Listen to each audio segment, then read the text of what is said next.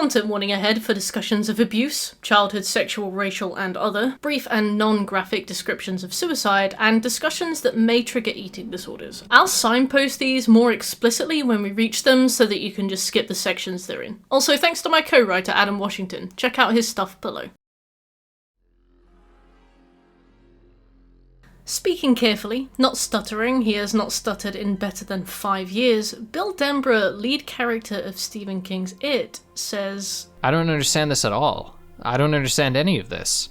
Why does a story have to be socio-anything? Politics, culture, history, aren't those natural ingredients in any story if told well? I mean...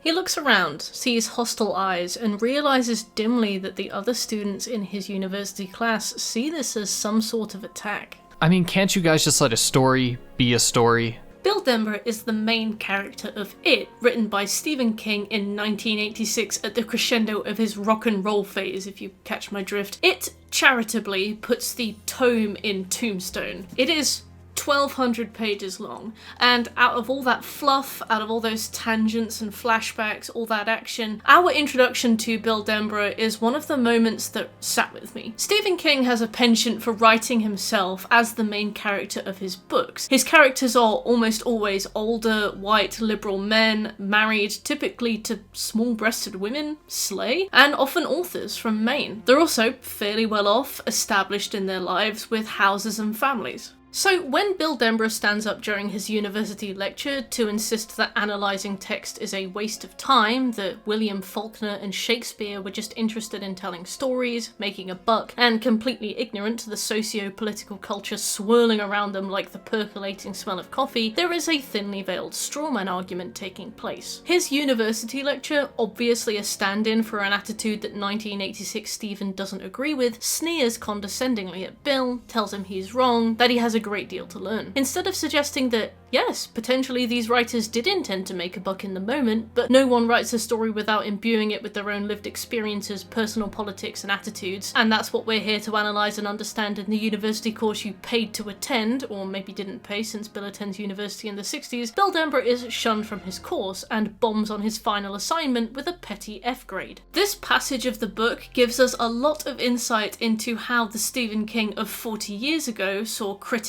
analysis, and the classics. His fellow classmates are described with the kind of mockery often reserved for strawman intellectuals. For the girls, he reserves insults related to their physical appearance or their relationship with feminism. The sallow girl picks occasionally at the pimples which nestle in the hollows of her temples. The girl who admires Joyce Carol Oates but feels she is radioactive in a literary sense because Oates was nurtured in a sexist society. Or the short, fat grad student who writes a play that ends up being produced by a guerrilla theatre group. On the other hand, the men are belittled based on their aspirations, i.e. the one guy who wants to be Updike. Hey man, what's Updike? And their achievements, such as the guy who receives an A on a play in which there are 9 characters. Each of them says only a single word that, when put together, comes out to "War is the tool of the sexist death merchants." Even the instructor himself, who King states has published 4 books of poetry and his thesis, does so with the university press, a detail that feels intentionally inserted to imply that said publication was only earned because he, the instructor, had qualified for a job of teaching at the university in the first place. King writes this room of physical inferiority, painting a picture of unfit, unclean, ignorant people who are so obsessed with gay shit like themes that they are ruining literature. It's not real art, it's cringe. See, Bill writes good old honest stories. Stories his instructor describes as pulp crap, and not to knock Bill, but it's a little bit true. For each of his assignments he shunts out short stories, locked room mystery tales, science fiction stories, and several horror stories. Considering we know this man approaches metaphor the same way I hesitantly check my bank balance, now and again and often by accident, his stories are solely narrative, shallow as a puddle. His final straw, the story that leads him to throw in the towel on his own degree, is the F grade he receives on his story The Dark, an unknowingly autobiographical tale that pulls from the deep burning trauma Bill experienced after the death of his brother Georgie Denbrough. Firstly, Bill, you have misunderstood the point of university if you think that it's going to be some kind of vapid short story mill. If you want to practice writing short stories, you can just do that. But secondly, as Bill dropped out alongside the advent of his first very lucrative book deal, his instructor asks him,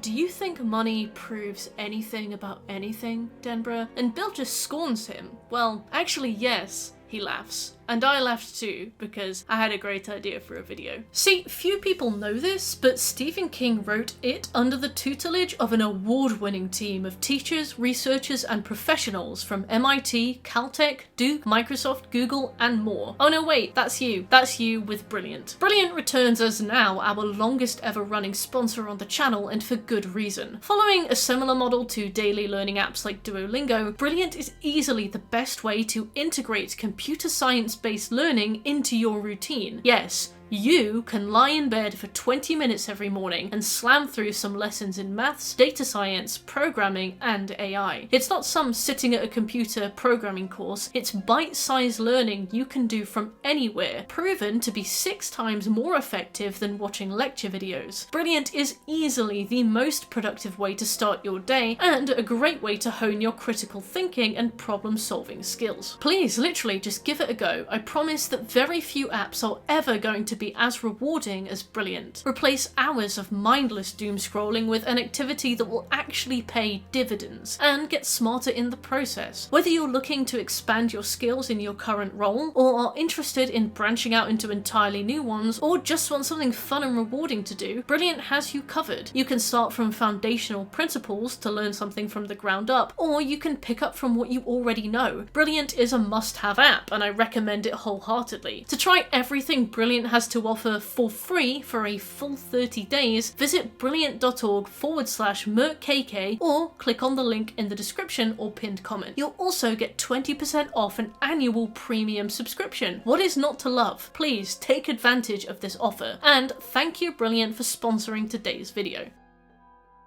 Of all the writers in the world, I think Stephen King is the one that I've read the most. I've poured through tons of his stuff. He's very readable. As you can see, we don't align on every opinion he has, but I find that the friction tends to add to the experience. Don't take this video as any intended disrespect. This book is 40 years old. He is obviously going to have changed during the time past, but I still want to look at it, because that little straw man scenario felt like a challenge. I began my journey through it to enjoy it as a story, but with that little page 129 Bill Denbrough masterclass in literature illiteracy, I thought, why not? Let's analyze the shit out of Stephen King's It. It is a long, winding story that focuses on the collective hero's journey of 7 children, or 6 if we're discounting Stan, and how these children are called back to their childhood home to face an evil they failed to vanquish as 11-year-olds. The evil of the horror icon itself, Pennywise the Dancing Clown. Pennywise is actually our 3rd properly introduced character after Bill and his brother Georgie, a shape-shifting primordial creature of legend that wakes up every 27 years to feast on the fear and flesh of children. When Pennywise makes the mistake of ripping an arm off Georgie Denbrough, it sets into motion a string of events that, spoilers, ends in its demise, as Bill and his friends decide to put an end to the cycle of death and grief that envelopes their tiny town and travel deep into the sewers to kill it themselves. The group of friends at the centre of our story are known as the Losers Club, 7 outcasts who find safety in numbers against psychopathic bullies by day and psychopathic clown shapeshifters by night. Each of them is burdened with some trait that makes them prime for middle school bullying, especially in the 50s when the book is set, which at best acts as a great writing tool to accentuate their differences and make them unique, and at worst reduces them to stereotypes. Can you guess which? Let's have a go now. We have Bill, who in childhood had a debilitating stutter, and in adulthood is now just bold. The Lord giveth, the Lord taketh away, eh Bill? We have Stan, the Jewish kid, who grows up to marry a Jewish lady named Patty. Both of them receive horrendous discrimination. Stan chooses to kill himself rather than return to face it. We have Richie Tozier, a small bespectacled dork with a mouth that runs faster than his legs can. He's a bit bisexually coded too, just to add to that pile. After the time skip, he is a radio DJ. We have Eddie Capsbrag, a weedy boy who falls victim to his mother's FII, fabricated or induced illness, which you may also know as Munchausen by proxy, although that term is a bit outdated. Carrying with him an inhaler and the boundless weight of Catholic guilt, he's all but stated outright to be gay too, specifically for the aforementioned Richie Tozier. We have Ben Hanscom, the fat, clever kid. He's my favourite character. By adulthood, he becomes a slim architect who pines over Beverley, the token girl of the Losers Club, who grows up to be an exploited, but of course also extremely sexy, victim of violent domestic abuse. And then we have Mike Hanlon,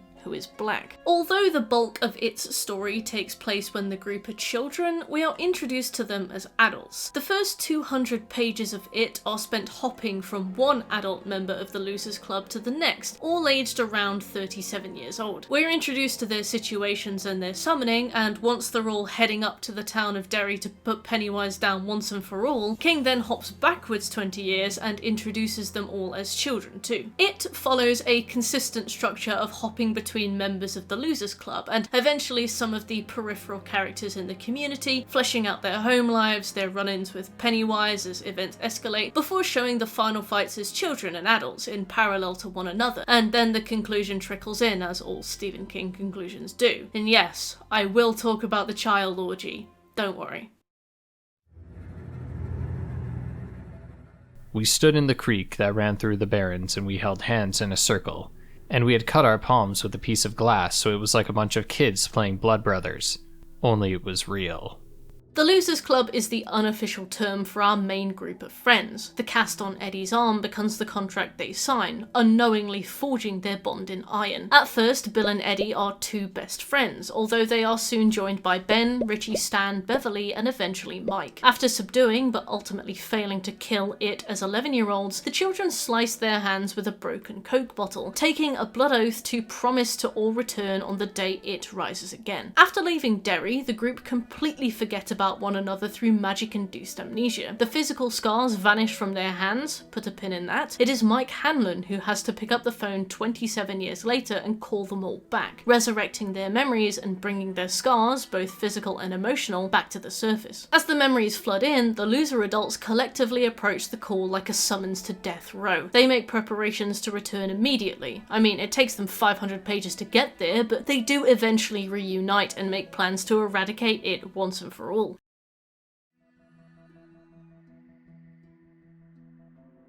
Ben meets Bill and Eddie early on in the chronology of the story. Shortly thereafter, Eddie takes Ben aside and whispers to him, "If you want Bill to be your friend, it's better not to talk to him about his little brother."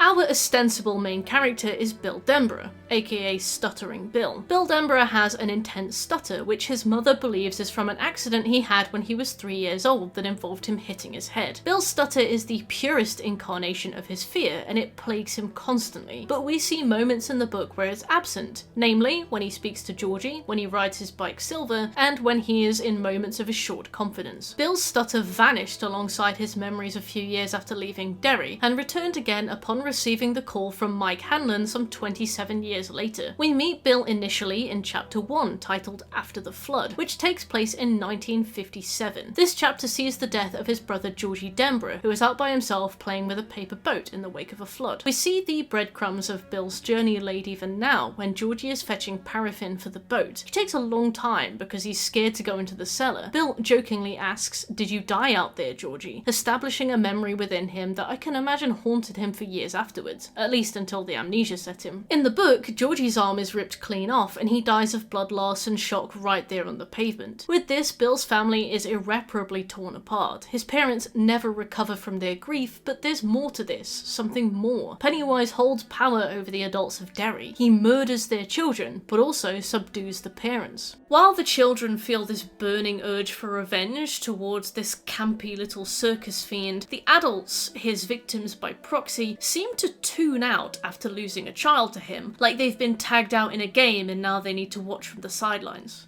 Zach and Sharon Denbrough enter a state of high-functioning catatonia, if such a thing exists. Not only are they crushed under the grief they feel for their dead 6-year-old, but they become zombies, pawns. Returning home one day, Bill observes that his mum and dad were downstairs watching TV, not talking much, sitting at either end of the couch like bookends. He and Georgie had been the books. Georgie was still there, only now it was a Georgie he couldn't see, a one-armed Georgie who kept palely, thoughtfully silent. Bill is helpless to reach them. Any attempts they make make to move on are stifled by each other, reflecting the willful ignorance of Derry town as a whole, the willful ignorance we'll discuss later. We see this when Zack tries to pack up and donate Georgie's things, but is screamed at by Sharon when she sees the box. Bill tries to comfort his crying father and is told to buzz off. He does so, wondering why his parents are crying so far apart from one another. Bill's parents allow him to feel completely responsible for his brother's death. Bill is aware of their active resentment, but it's something he refuses to look at directly. Even as a child, he says, if you put an ear to that door, you could hear the winds of madness blowing. As in, to consider that truth directly would drive him mad, so it's a door that he leaves closed.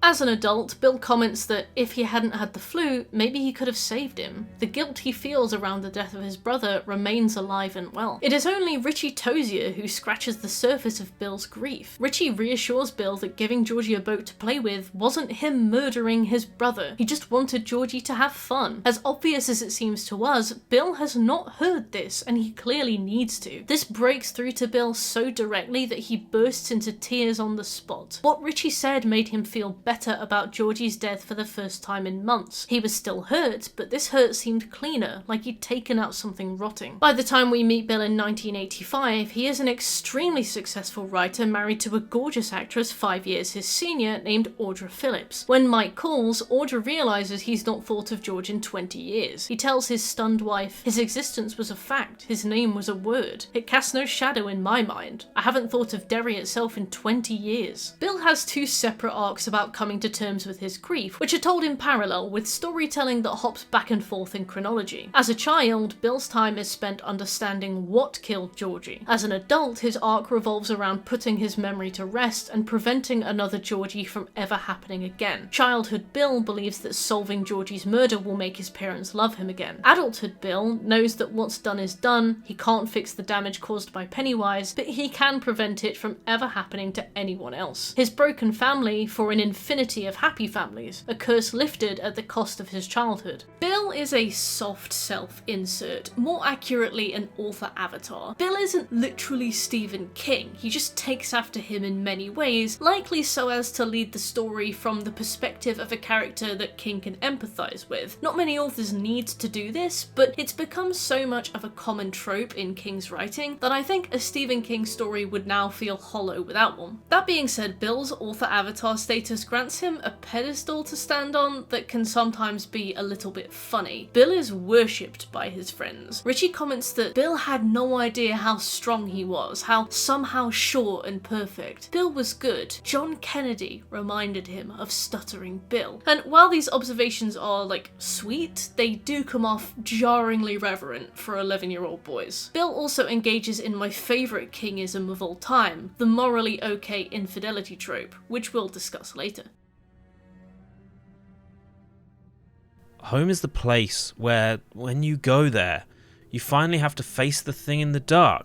From here, we move on to Bill's closest friend, Eddie Capsbrack. Eddie Capsbrack is a loyal, terrified kid who clings to Bill and finds strength through his leadership. We meet Eddie mainly through the grimly overbearing presence of his mother, Sonia Capsbrack, and the abusive levels of control she exerts over his very being. But there's so much more to him than this. Eddie copes with the stress of his Catholic religion, a religion associated with a heavy focus on personal guilt. He struggles under the weight of his mother's fabricated or induced illness disorder, raised to believe he has asthma alongside a wealth of other fictitious health problems, and, most subtly, he grapples with his deeply closeted homosexuality. I think it's important to begin with Sonia when discussing Eddie. Eddie's father Frank died when he was 5 years old. 2 years later, Eddie came down with a case of pneumonia so bad he almost died, triggering extreme hypochondria in his mother, who began to coddle him beyond all reason. We see this in an anecdote Eddie recalls about a shoe shop they visited when he was younger. Wandering off to explore the shop, Eddie finds an X-ray machine. This drives Sonia into a desperate terror, insisting he will give himself cancer. She screams so loud that he falls off the machine, and as he is falling, he briefly wonders, with an unusual amount of excitement, how it will will feel to fall, what it feels like to hurt. Unfortunately, she catches him, sheltering him from the truth. Sonia Capsbrack is an extremely hateful woman. She's anti-Semitic, referring to the New York Times as the Jew York Times. She's racist, Eddie stating that if my mother found out Chuck Berry was black, she'd not let me listen to his songs anymore. But most importantly, Sonia Capsbrack is particularly homophobic, and that's unfortunate for Eddie. Groomed by his mother to fear sickness, Eddie views his own homosexuality as something that could kill him. As noted by an essay titled Queer Subtext in Stephen King's It by The Fundamentals, Eddie's deep Catholic shame walks hand in hand with his repressed homosexual feelings. Eddie is told a story about a child putting communion bread into his toilet, only for the toilet water to turn to blood. It terrifies him and keeps him up at night. The ease with which one might accidentally commit a blasphemy is what really worries Eddie, not so much the blood bog. He is terrified of being judged by God. He considers throwing communion bread into his own toilet to test the story for himself, but he never dares go against God, just as he never dares to try the gay way for a bit to see if he'd prefer it. Stephen King published it in 1986 and set the story in 1985, 4 years after the first reports of AIDS infections. By this point, rumours about the spread of AIDS were absolutely rife. From the article Rumours and Realities, Making Sense of HIV/AIDS Conspiracy Narratives and Contemporary Legends, we saw assumptions that only gay people can get AIDS. You can catch it from a doorknob, a toilet seat, a swimming pool. Flying insects can transmit it. Women are tricking men into having sex with them so that they can give them AIDS. AIDS was developed by the Central Intelligence Agency to kill off African Americans and gays. It's not caused by a virus at all, etc. It is of no surprise that Eddie's fear, and the physical form Pennywise takes when stalking him, is that of a late-stage leper, with much of its face rotten away. Leprosy still exists nowadays, although it's rare, but many early-stage leprosy symptoms have historically been confused with syphilis, a notorious sexually transmitted infection, and the two can actually co-infect. You get the syph from screwing somebody who's already got it. What does it do? Makes you rot. When Eddie is an adult, he learns of the death of Adrian Mellon, which occurred in the prologue of the book. Mike describes him as a gay man with a bad case of asthma, and King writes, Eddie's hand stole out and touched the side of his aspirator. The attention here is drawn to Eddie's asthma, but there's also a clear connection made with Adrian Mellon's homosexuality. Not only is the leper a staggering visual of horror to the young boy, but the novel imbues it with desperate, hyper-homosexuality. The leper uses the threat of sexual favours, most often the offer of blowjobs, to threaten the young boy with disease and the guilt of homosexual acts. It doesn't threaten any of the other children with sex, making the decision to do so with Eddie especially potent. In the wake of the AIDS crisis, a sick, fatally diseased man offering sex to Eddie demonstrates his deepest fear and shame. Eddie being a child in the 1950s, 30 years before AIDS cases were ever reported, means he himself could not possibly know to fear AIDS. But King does, and intentionally or otherwise, this association of disease with homosexuality fed itself into this 2,000-page bonanza. As if to add insult to injury, Eddie's deep Catholic shame is as much a gift from his mother as his fictitious illnesses are. Eddie is told by the pharmacist that his inhaler contains Hydrox solution. It's tap water,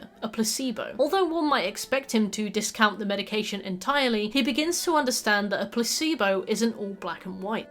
It doesn't matter if it's a placebo. Words don't matter if a thing works.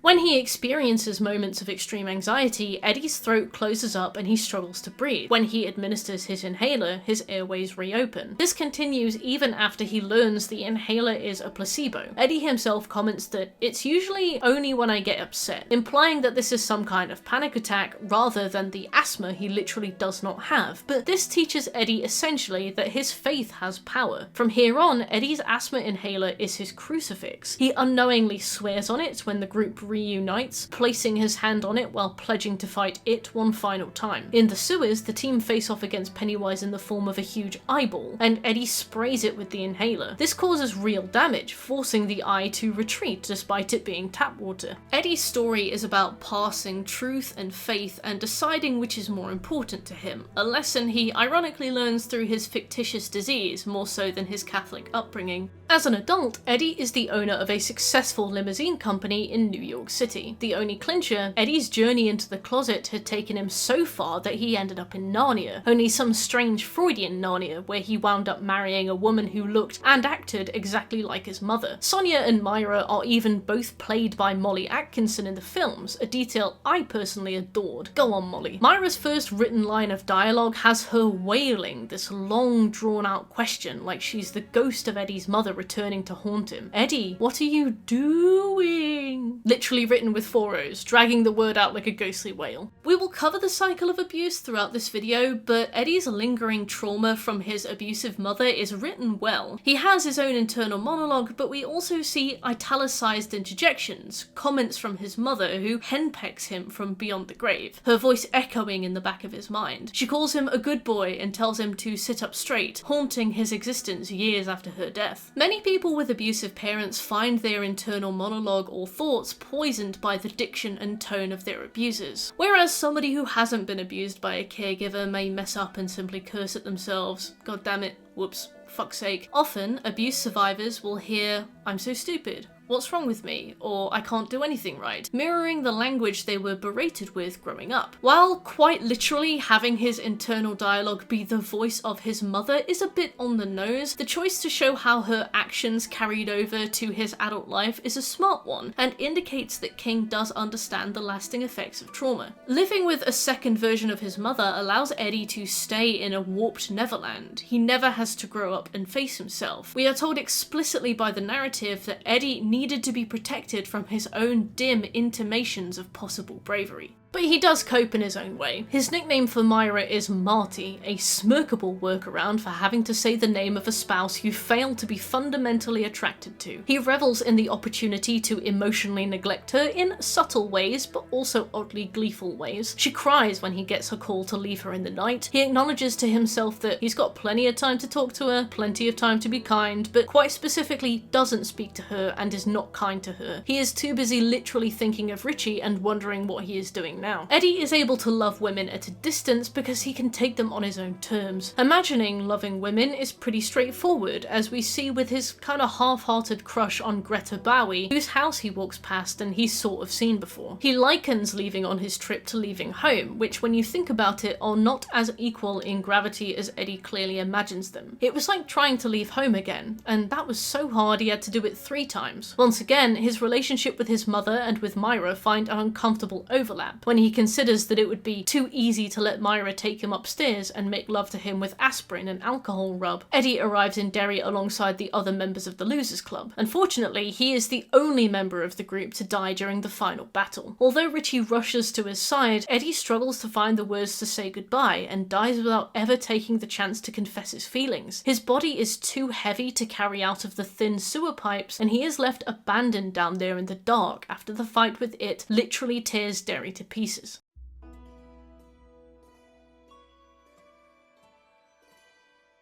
Everything's a lot tougher when it's for real. That's when you choke, when it's for real. Stanley Uris is the quietest and most mature member of the pack, a small Jewish boy with OCD and a love of birdwatching. Stanley Uris receives his call from Mike Hanlon just like everybody else, but he's the only member of the club that cannot face a return to Derry. I hate to break this to you, but Chapter 3, Stanley Uris Has a Bath, is not about our boy having a scrub with his rubber ducky. Stanley kills himself rather than face Pennywise again. As a child, Stanley is too neat for a kid who was barely 11. He looked instead like the world's smallest adult. Then he smiled and the illusion was broken. Stan straddles the boundary between child and adult, a boundary marked explicitly in the Jewish faith by a bar mitzvah when a boy becomes 13 years old. In Derry terms, that's a deadline for the adoption of his own willful ignorance or his inevitable contribution to the cycle of decay. Stanley is 11, but his emphasized maturity implies that he is ready for the occasion already. Stanley's maturity obesity is a double-edged sword. In some ways, it bestows upon him a special sensitivity. Beverley tells the boys that her father would kill her if the neighbours ratted her out for having boys over. When Ben asks why, Stan says, "You wouldn't understand, numbnuts." But the kicker is that Stan's maturity equals a closeness to adulthood that the others do not possess, a closeness to adulthood that renders him unable to truly face it. He is torn between the spell of willful ignorance, keeping the adults of Derry in line, and his association with the Losers Club. We see this when he divulges an incident that almost ended in his death at the hands of Pennywise. The rest of the club decide, enough is enough, it is time to kill it. Stan disagrees, saying, "I don't want to do anything. I want to forget it. He's done his time. It's somebody else's problem now." When asked,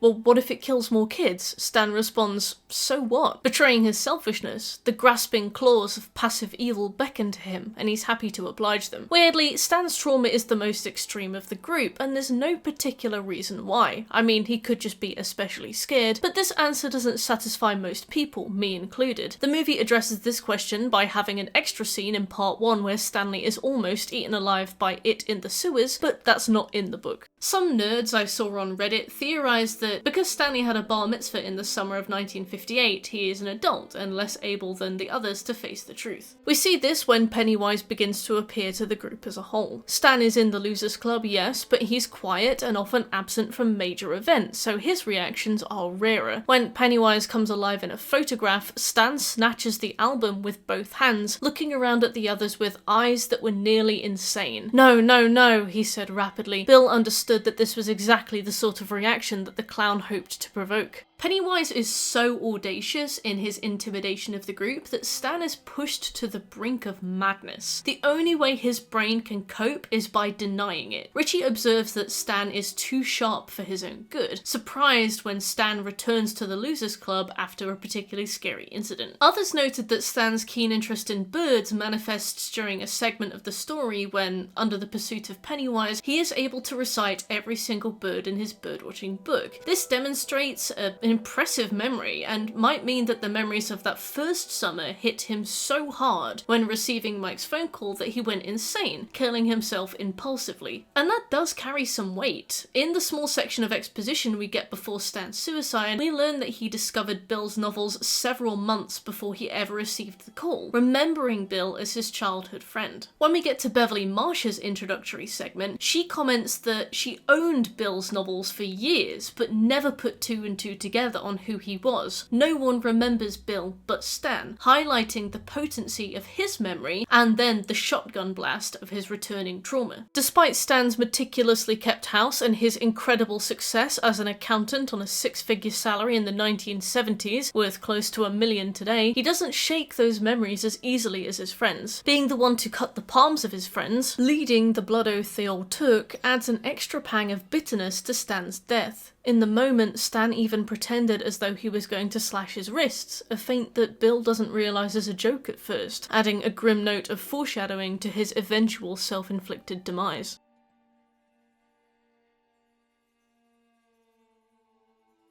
Bill smiled back. The kid was fat, but he seemed okay.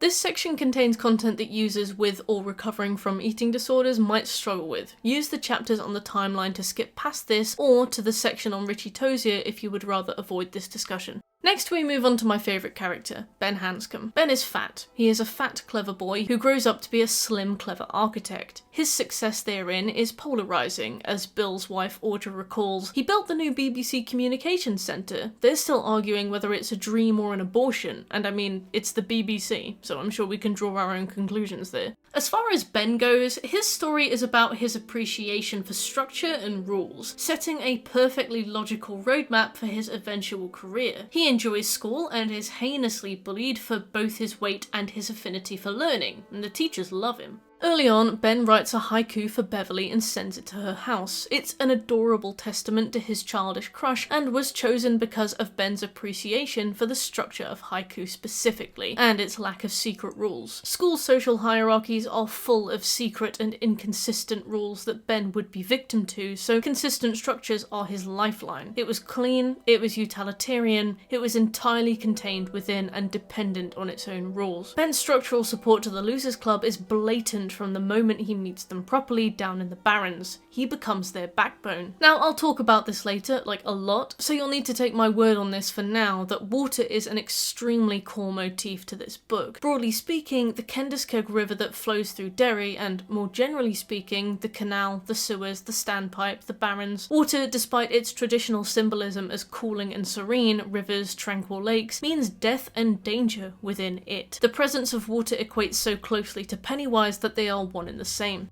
So when I point out to you that the first thing Ben does within his arc in the Losers Club is to teach them how to properly build a dam, I want you to understand how important his presence is to the team. He first encounters the Losers Club when running away from Henry Bowers, the local bully, who has just used a knife to carve the letter H into Ben's stomach. Hiding by the Kendiskeg River under an overturned tree, he hears Henry run into Bill and Eddie as they try to build a dam. Bowers smashes it to pieces, removing their barrier to the water. Ben knows how to build a sturdy dam, providing them with structured defense against the water, literally, and the danger, literally, fortifying their group. Ben turns out to be a guy who uses logic and much of the knowledge he attained from days spent in the library to solve problems. It's rare that he gets his hands dirty himself on account of his physical fitness and issues of self-confidence, but there are moments where he shines, most often when Beverley is insulted by bullies and Ben claps them. As an adult, Ben returns to Derry quiet and unassuming. He's subdued for much of this arc. Now that Ben is physically fit and clever, there's nothing to stand in his way from becoming a main character, and there's a reluctance within the writing for Bill to share that spotlight. Bill Denbrough shags Beverley here as adults in a romance subplot that goes nowhere beyond allowing the author avatar himself an opportunity to fuck the hot girl. This is a writer's impulse that should have been resisted. It is poorly written and results in a romance that feels hollow. I'll get to it later. When Bill is done with her, she moves on to Ben, her fated beau. Congrats on getting the girl, I guess, Ben. Sorry that she went through the entire process of falling in love with you within the 12 hours after having long-awaited, steamy, intimate, and passionate sex with Bill Denbrough. I hope that mental image doesn't keep you up at night. Stephen King's biases against fat people only really become evident when we realize that Ben is the only exception. Again, this book is 40 years old, don't worry, I'm not suggesting we cancel Stephen King. Rather, as I was reading, I began to notice a consistent pattern of associating fatness and thinness with abusers and heroes, respectively. Especially Ben, who becomes thin when he becomes handsome and successful and heroic, cementing the two in tandem.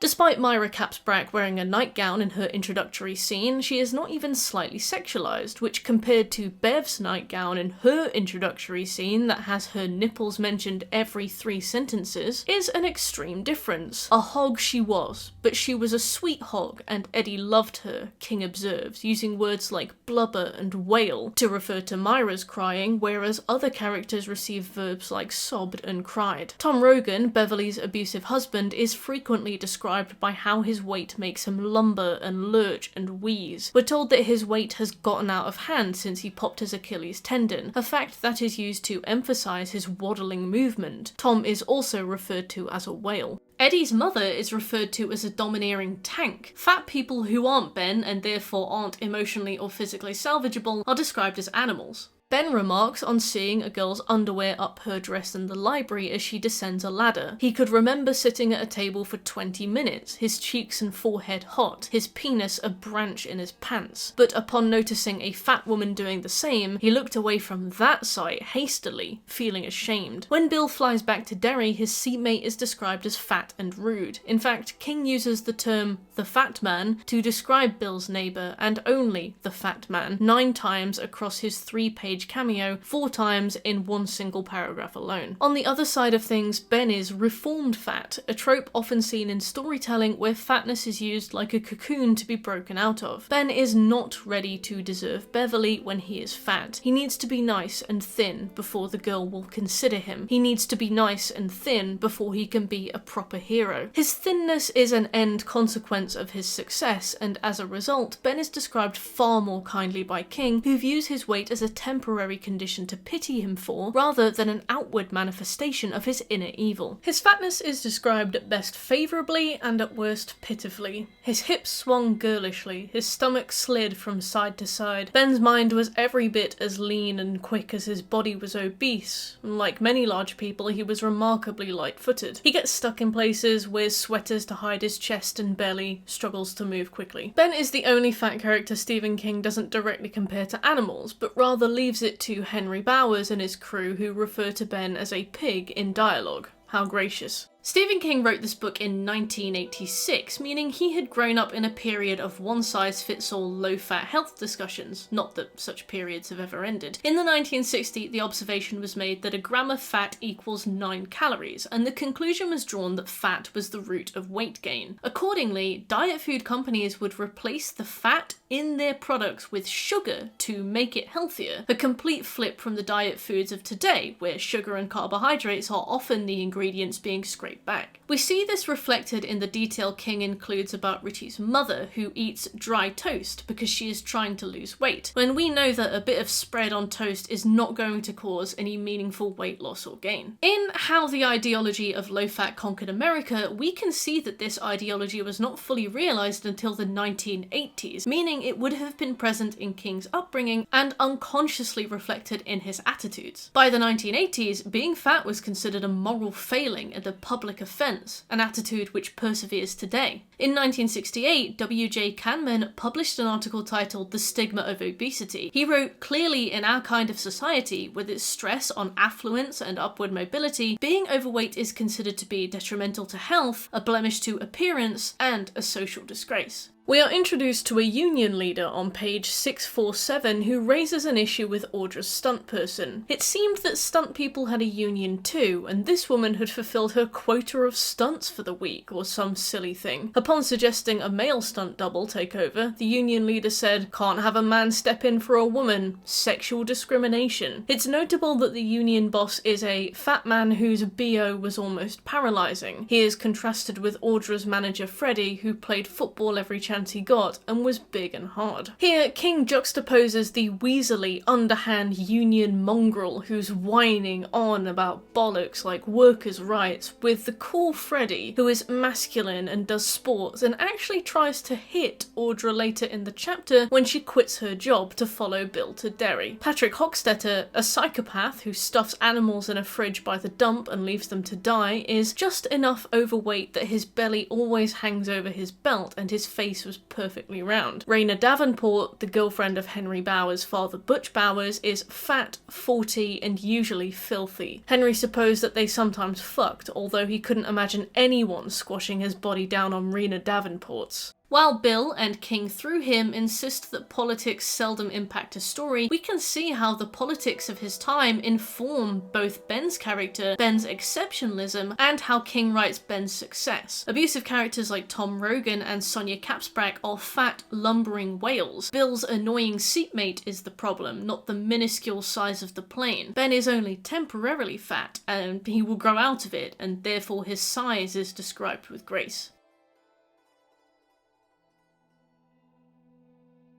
Richie Tozier's my name, doing voices is my game.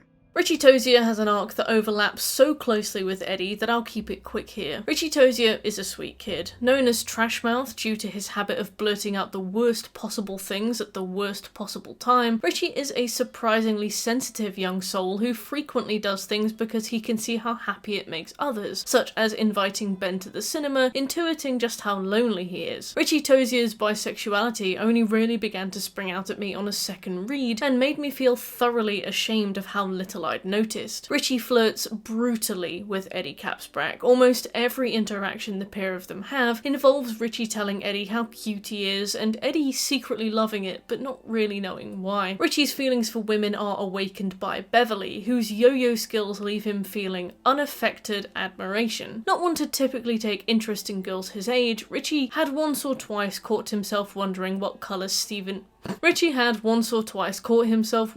colour underwear Beverley was wearing. On one hand, you can argue that Stephen King is incapable of writing men who don't automatically equate women with sex. Richie may not necessarily be sexually inclined towards Beverley, but rather written that way through kingly obligation. However, on the other hand, we see Beverley described differently depending on whose point of view the chapter is written from. Ben, for example, comments only really on Beverley's body, electing for innocent fantasies instead. I feel as though Richie's bisexuality is explicit. Referring back to queer subtext in Stephen King's It, Richie is aware of his bisexuality but isn't willing to share this information. This is in contrast to Eddie, who is so intertwined with his trauma that he cannot face his homosexuality for most of his life. That being said, Richie is the only member of the Losers Club who seems to still be single after the time skip, and seems to struggle more with that side of him as an adult than as a child. Upon organising his last-minute trip to Derry, bargaining with the agent by using one of his beloved DJ voices, Richie observed that now he had to go back to being himself. It got harder to do every year. Potentially his catalogue of voices represent the personas he feels he needs to wear to hide his truth from those around him, in the same way his behaviour as the class clown shielded him from needing to be vulnerable with his friends in childhood. As with the others, Richie arrives in Derry as an adult and helps them take it down.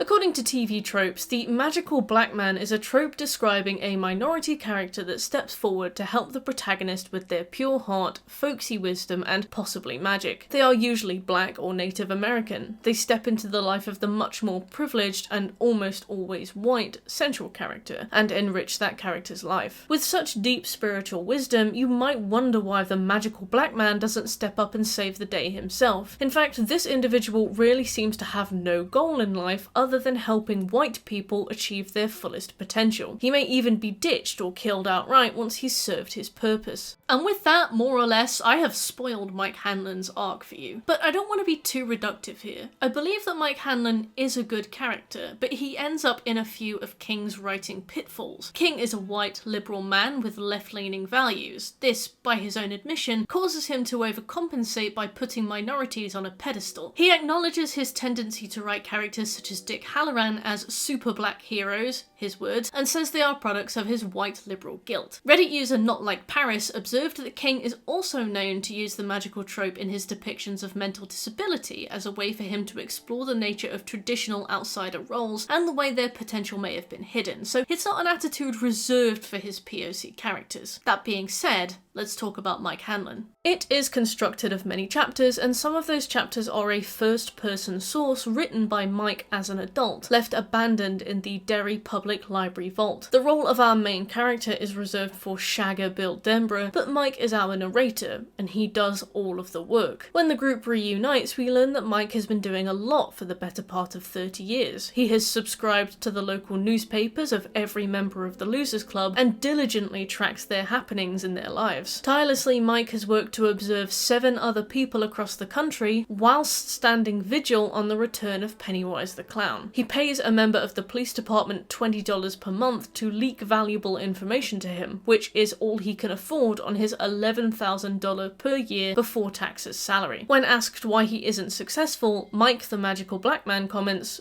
"Because I stayed here. I've been too busy to be bitter," he tells them. The Losers Club comment that it makes them feel awful that they've gone to enjoy all this success, and Mike was the one who had to stay behind, just so you know that they're good people. But Mike graciously tells them, "You have nothing to feel guilty about, any of you. Do you think it was my choice to stay here, any more than it was your choice to leave?" There's this insipid way that Mike is written, where he is this before his time, self-sacrificing guardian of Derry, who has forgone 27 years of his life to remain as some kind of impoverished, lonely sentinel. As written by King, Mike holds no grudges, wanting for nothing himself. He's merely glad he could bring all of his rich white friends together for one last hurrah. Frustratingly, Mike had it laid out neatly for them, and now he was relinquishing the mantle of leadership. He intended that mantle to go back to the person who had worn it in 1958.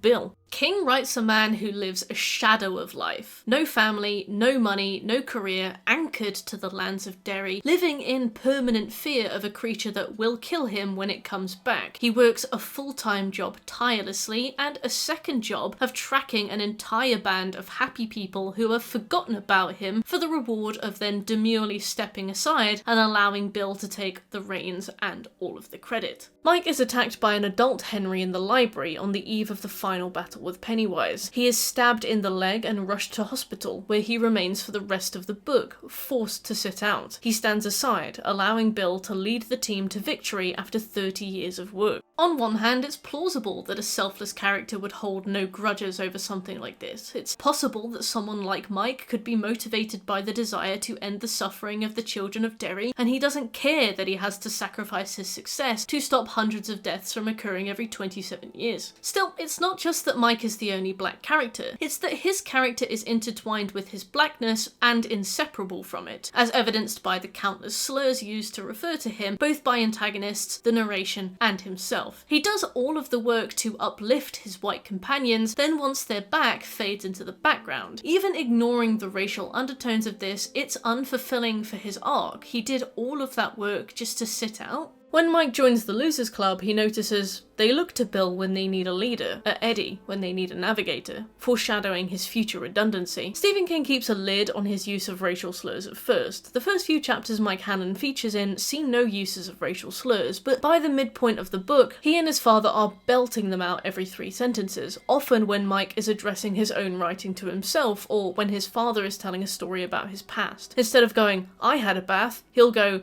"This expletive had a bath," talking in third person. This is really jarring, considering that neither Mike nor his father Will utter a single slur for the first half of it. After this point, King gets into this weird groove, and yes, I counted, it's suddenly over 30 instances within a single chapter. Will and Mike go from being fleshed out characters with their own trials and tribulations to cantankerous stereotypes that use derogatory terms to refer to themselves in the third person. Almost humorously, Mike makes a point to suggest that Henry Bowers, the local bully, was the one who introduced him to racist insults between grades 1 and 4. King is very intent on centering Henry as the racist presence in Mike's life, like notably uniquely racist, like George Wallace racist. But he's also so desperate to pepper his writing with racial slurs to make his writing edgy that Mike's father constantly uses them. "What do you mean Henry taught you the N-word when you were 7, Mike? Your dad refers to himself as such whenever he speaks." Considering this book was set in the 50s, slap bang in the melting pot of the civil rights movement, I understand members of the community would use racial slurs as insults towards Mike. I don't think it's racist to write racism towards a character in a book set in a racist time. That being said, the sheer glee with which Stephen King administers racial slurs, often when Mike is writing the equivalent of a self-reflective diary, left me in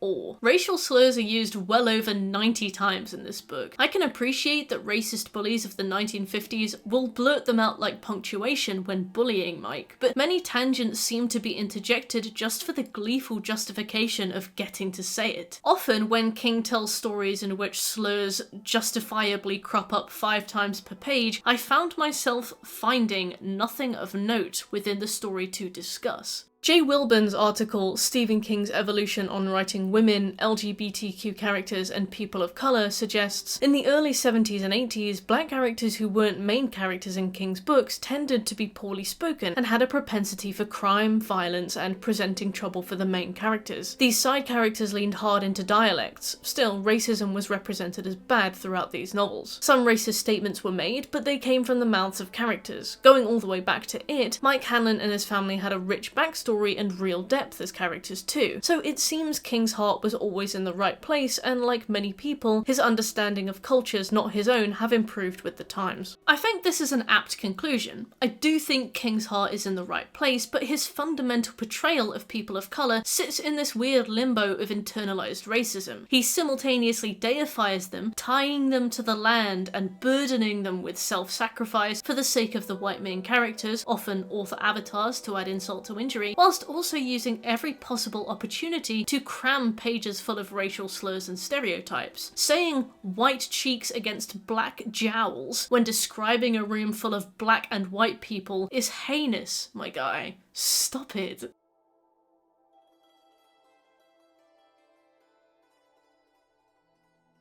Content warning for the next section, we are going to be discussing domestic and sexual abuse. Now, getting on to an experience I have more of a personal stake in, let's talk Beverley. Beverley is a woman, a type of character that Stephen King writes fine as a side character when internal thoughts aren't entirely spelled out. When a side character performs an action, King doesn't insert a paragraph of their internal monologue into the story, specifically just to justify it. Amanda from The Mist shags main character David Drayton for reasons unknown, and that's fine, because I have no direct line to her innermost consciousness, and I am content in my lack of understanding. I don't know what's going on in her mind, so I accept it. Beverley, however, is a main character, so when I read her introductory section, which features her thoroughly literally enjoying being on the receiving end of marital rape by a man who's just beaten her up in a car park because, as King outright states, it reminds her of treatment she suffered at the hands of her father, Beverley Marsh is the unfortunate men writing women, breasts heaving rapidly, token female of Stephen King's It, and yes, that is a direct quote. Beverley's introductory segment is 21 pages long, during which she speaks 31 times and has 16 explicitly sexualizing comments made about her, roughly one for every second thing she says. Portrayed as an underdog that needs men to help her understand how gorgeous she is, Beverley is the only character who leaves Derry and still fails to find success on her own. Beverley does not have the instinct her male peers have, such as Stanley, who knows exactly which job will accept his wife, or Bill, who picks his publisher at random and is published. Beverley's success comes when she meets her husband, Tom Rogan, who sniffs out her weakness and her potential and fast-tracks her on a career that he uses to feed his ego and body, whilst beating and sexually abusing her for over a decade. These scenes feel like they're written one-handed, as King emphasises the way that Tom Rogan beats Beverley's breasts, legs and buttocks with his belt. While we could argue that neither Eddie Capsbrack nor Ben Hanscom are necessarily fulfilled in their lives by this point, no one gets the carousel of abuse that Beverley Marsh experiences until she is almost 40 years old. As for Beverley's father, Al Marsh, King describes a man who did not drink, he did not smoke, he did not chase after women. I got all the women I need at home, he said on occasion, and when he said it, a peculiar secretive smile would cross his face, like watching the shadow of a cloud travel rapidly across rocky fields. On the other hand, her mother is a no-nonsense woman who abruptly asks Beverley if her father touches her, a question that confuses Beverley. After 400 pages of drip-feeding the idea that Beverley is the victim of egregious childhood sexual assault, and building her character around that explicit kind of abuse, we learn that Beverley is completely virginal. She heard her parents go into their room and the bed springs creak steadily as they did their sex act. It hurt like fire, and no nice girl ever wanted to do it. The first penis she sees belongs to Henry Bowers when she catches him lighting his farts at the dump. I'm not trying to say I'm disappointed when I say that Beverley wasn't sexually abused as a child. Rather, I'm highlighting the fact that it renders those initial implications as cheap justifications to have Beverley on the receiving end of sexual abuse as an adult. It reminds her of her father, so it's important to the story, the narrative implies. Except it doesn't at all, so why is it here? And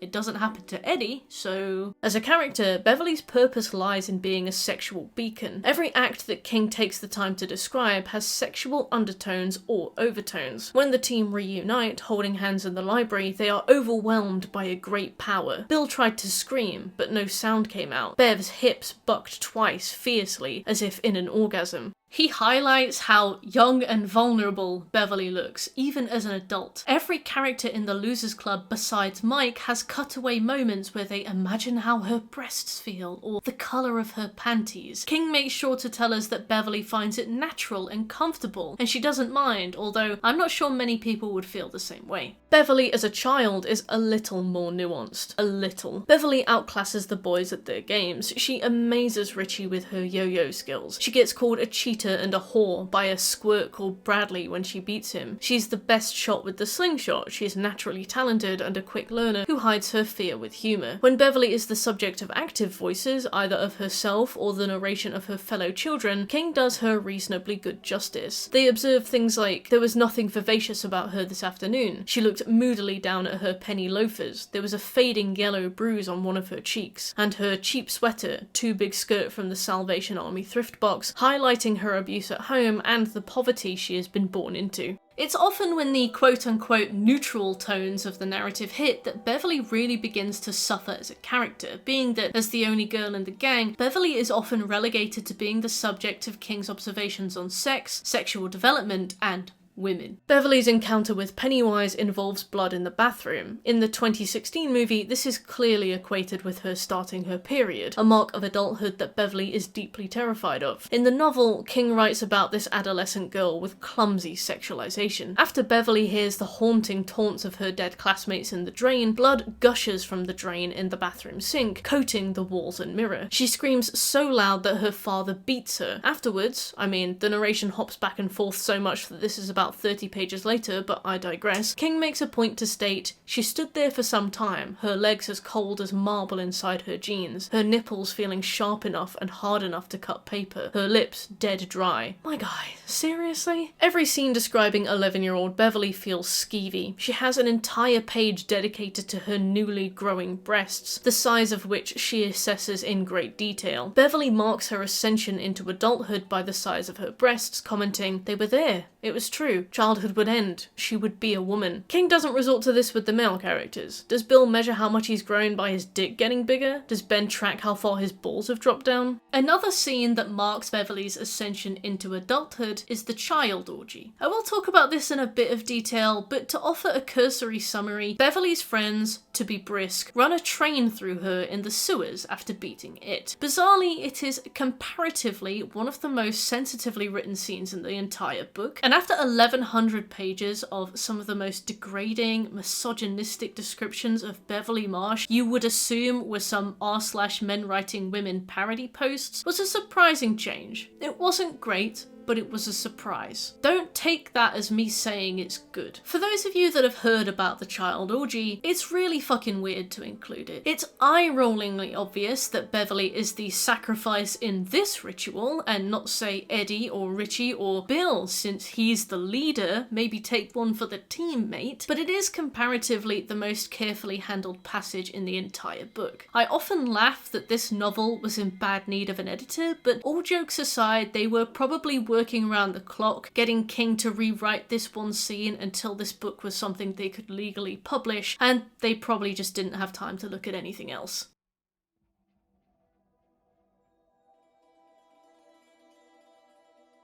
There's a quote in Stephen King's Writing Women, LGBTQ Characters and People of Colour that tickled me. I had this joke in slasher movies: if the girl had sex, she was in trouble, but in a Stephen King novel, if the husband had sex, the wife was in trouble. This played out in The Mist, It, and a number of other stories over the years. The husband cheated and his wife died off the page. The husband cheated and his wife was kidnapped and turned catatonic until she could be rescued by a magic bicycle. In all these cases, the husband seldom had to answer for his infidelity. And this is absolutely true. There's a weird and contrived love triangle in it that feeds into three different facets of King's writing. Number 1, Bill Denbrough is an author avatar. Number 2, Ben Hanscom does not earn Beverley's reciprocated feelings until he is thin, and number 3, Beverley is the only woman, therefore she has to be shagged. The love triangle begins when the three of them are children. Ben falls head over heels for Beverley, writes her that adorable poem, and spends all his days fantasizing about her asking him on a date or kissing him on the cheek. I will admit I'm a bit biased towards this pairing because it's played so well in the 2016 movie between Jeremy Ray Taylor and Sophia Lillis that I still get all squeaky when they have their scenes together. Beverley, however, is inexplicably attracted to Bill because he is confident and a leader. It comes off a bit arbitrary, and in the movie there's a book that kind of parallels Ben to a frog prince, implying that he's ugly, but hey, whatever. Teenage crushes don't often make that much sense. What is weird is King's insistence on rooting this crush in Beverley's own relationship with her abusive father. Because, of all the boys, Bill was the one who projected the sense of authority she associated with her father, but it was authority that listened. Calling it a simple schoolgirl crush was like saying a Rolls Royce was a vehicle with 4 wheels. Bill doesn't take notice of Beverley until he sees her topless, at which point he takes an adult interest in her. Ben horrendously acknowledges that he understands propriety, implying that Beverley is now owned by someone else and that he respects that. It's when the team reunite as adults that this love triangle comes to its weird conclusion. A conclusion that was mostly gutted from the recent Part 2 film because it's complicated and unsatisfactory. We see Bill and Beverley's union foreshadowed in Audra, Bill's wife, who is auburn-haired, statuesque, and gorgeous. gorgeous, whose resemblance to Beverley is made more explicit the further into the book we get. Tom Rogan comments that she looked a lot like Beverley. Long red hair, green eyes, tits that wouldn't quit. After meeting in the library and dredging up their memories, the Losers Club part ways. Bill finds that his memories of Audra seem far away, and remarks on Beverley being like a taller, curvier, hotter version of his wife, which has to sting. Beverley explains to Bill that she hated her dad, which makes her irrevocably horny, and they go back to Derry townhouse and bone. I love their romance to nothing speedrun. As the author avatar, Bill Denbrough is a superhuman shagger. Beverley comments that his penis causes her not to orgasm, but to reach a plateau far above any that she had reached with Tom, or the two other lovers she had before Tom. This was going to be a tactical nuke. She began to climax with pleasure so great it was nearly agony. Humble as ever, Mr. King. Quite fantastically, or not, Beverley immediately has a second, earth-shaking orgasm, something she hadn't known was possible for her. And King, you really needed someone to give this a little read-through before you published it. Not to massively ruin the mood of this segment, since this has been quite funny so far, but Beverley on record orgasms 3 times in a single session when Tom beats and rapes her. We'll get to that. But in the meantime, Beverley, you've made pretty clear that this is possible for you. Lying there in the throes of pleasure after his bizarre session, Bill comments in a way that wouldn't be so laughingly melancholic if he wasn't reflecting on the active choice he made to cheat on his wife. What she don't know won't hurt her, but it hurts somewhere. In the spaces between people, maybe. You poor thing, Bill.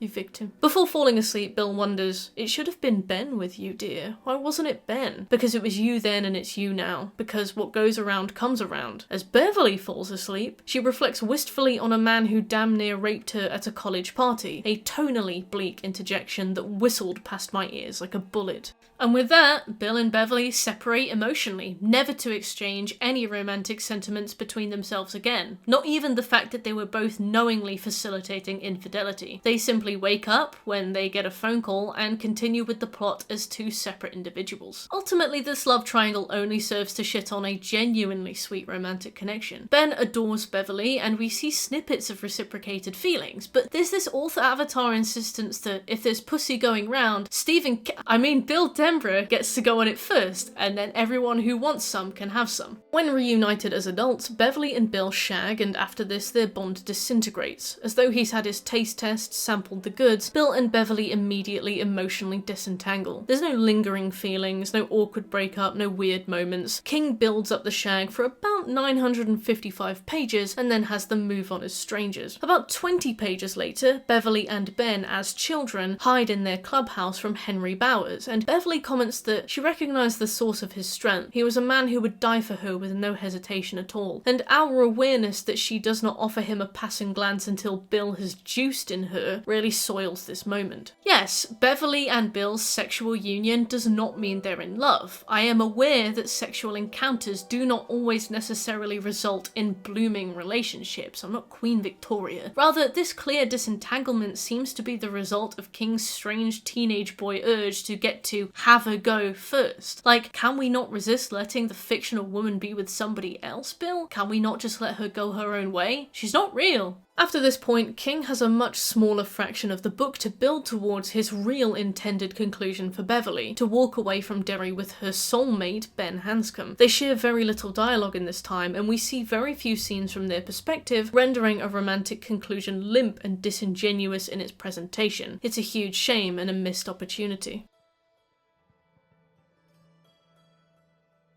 Since we're introducing our main characters now, I feel as though it's pertinent to ask the question, what is it? As much a member of the main cast as any of the Losers Club, and infinitely more famous, Pennywise the Dancing Clown is not so much a dancing clown. It has a set roster of abilities it seems to be able to pick from at will, but also some more loosely defined abilities that it uses as and when the story demands it, adding instability to any approach. It can shapeshift and has a few favourite forms it likes to take, especially when stalking the children of Derry. It can read minds enough to understand which fear to take the physical form of, and in some cases it speaks to the children via telepathy. There seems to be a general understanding amongst the kids that it can read their minds at any point. It knows when they have arrived back in Derry as adults, but it doesn't seem to understand their actual plans. It has access to some hallucination toolkits which it uses to make photo albums appear to come to life, such as the picture of Georgie Denbrough that oozes blood. It also seems to have abilities that straddle shapeshifting and hallucination. When Bill sees it standing standing on the frozen canal, he comments that it casts no shadow and that its balloons are completely unaffected by the wind, but he is still almost caught by it, implying that it would have physically devoured him if it had the opportunity. This is through its vampiric seduction. Ben falls under this spell when the canal is frozen, noticing that it had crept far closer to him than he realised before the town bell chimed, waking him up from his stupor. Stanley is lured into the standpipe by the sound of circus music and realises that he has climbed a dozen steps when he thinks he's only climbed 1 or 2. We know that it feeds on emotions as well as flesh, but fear is its favourite. Dandolo, a character from King's Dark Tower series, is another member of Pennywise's species that feeds on all emotions. Pennywise just appears to be a picky eater. Hilariously also, they just shoot Dandolo with a magic gun and then he's just dead. Tangents aside, this gives Pennywise good reason to play with his food, since fear is what it wants. This justifies any close shaves or sightings where Pennywise chooses not to kill members of the Losers Club. As we learn, Pennywise is an ancient alien that crash-landed on Earth hundreds of thousands, if not millions of years ago. Its original form is something we humans cannot grasp, so we see it as a kind of spider thing, a reality that is understandable considering the direction of the story, but also renders the final encounter kind of underwhelming, mainly because we were told it's an ancient alien that crash-landed on Earth. King takes a lot of inspiration from Lovecraft, where many of his monsters are unspeakable, indescribable evil, but he marries this inspiration with his love of cinema and hero stories and good versus evil. Consequently, every single final encounter needs to see the evil faced head-on and vanquished. This means that every big bad needs to have a physical form, and every big bad needs to be able to be killed definitively. This is consequently where the King Lovecraft marriage disintegrates, because no entity can be both indescribably beyond our bounds of human comprehension and also a 7-foot spider that can be killed with wishes. I mean, maybe it can, but whatever secret ingredient is needed, King has not yet found.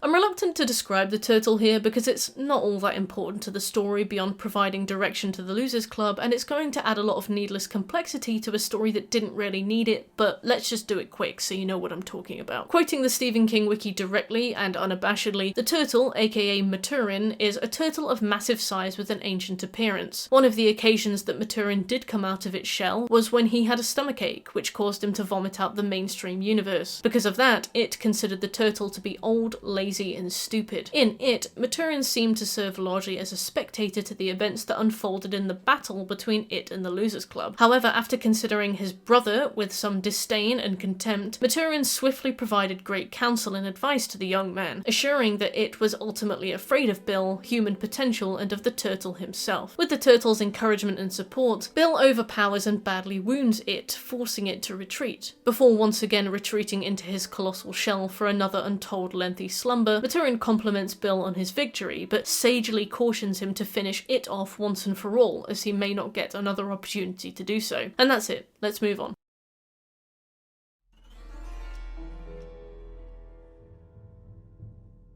The energy you drew on so extravagantly when you were a kid, the energy you thought would never exhaust itself, that slipped away somewhere between 18 and 24, to be replaced by something much duller. You don't stop being a kid all at once with a big explosive bang. The kid in you just leaked out like air from a tire.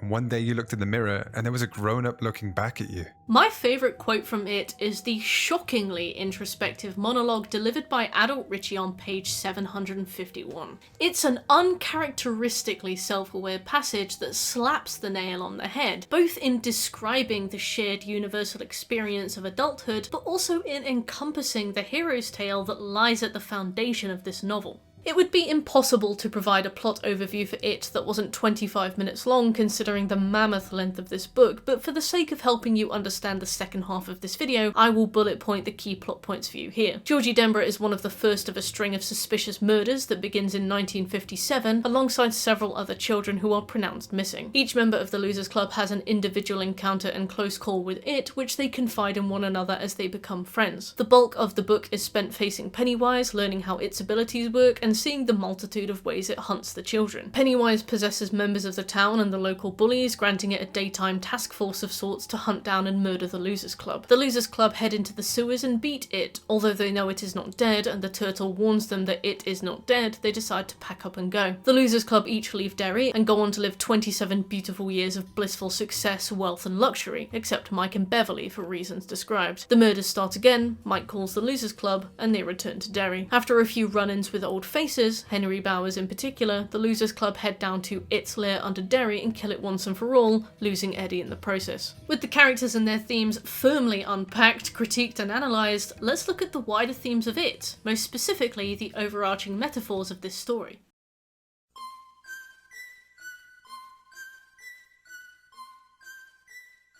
You ran with the sled, threw yourself onto it, and down you went, seemingly the speed of sound. You couldn't do that as a grown-up. It'd rack the hell out of your balls. It's no surprise that a story about growing up is going to feature references to a loss of innocence, and innocence is lost many different ways by many different people by the time the story is done.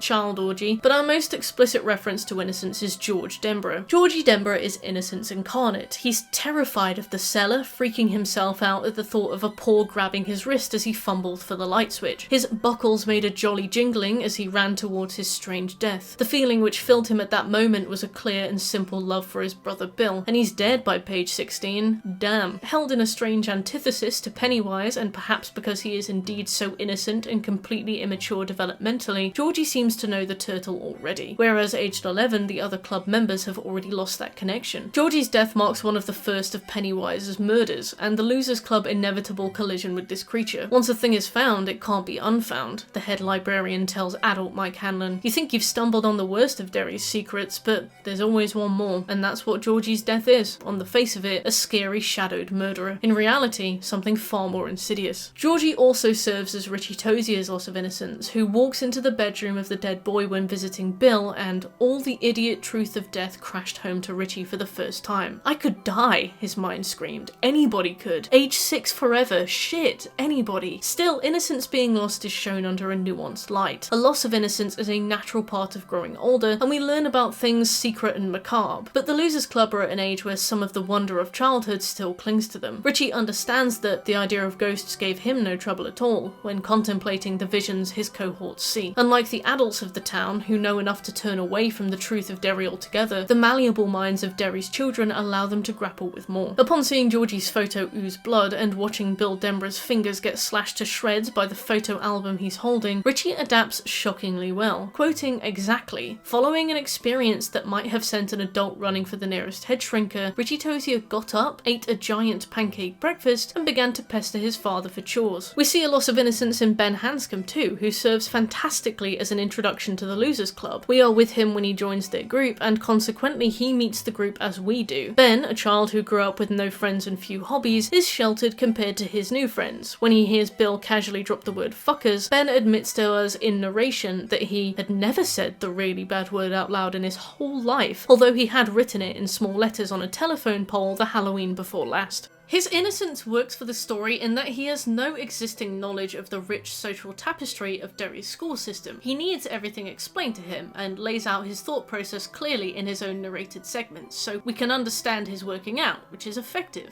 His attitude towards the structures he sits comfortably in is willfully ignorant, and he is perturbed when the curtains fall away. Regarding an oddly equalised moment he has with his teacher, Ben had seen her, he realised suddenly, as a person instead of just a teacher, but he'll never see her that way again, not completely. The idea of seeing an adult as a peer and not as a shepherd frightens him, because it reminds him that ultimately her responsibility towards him begins and ends at school. In fact, in that very moment, his teacher is half-heartedly offering him a lift home after staying late one winter night to count books, and he politely declines. An exchange that almost results in Ben being the first of Pennywise's victims that cycle, a happening that, under the spell of Pennywise, would render his disappearance unsolved and forgotten by everyone, including the teacher who failed to ensure he was safely home that night. Seeing his teacher as a human being removes her invincibility and authority. Ben's creeping awareness of that potential abandonment of duty frightens him, but he is too innocent to truly understand why.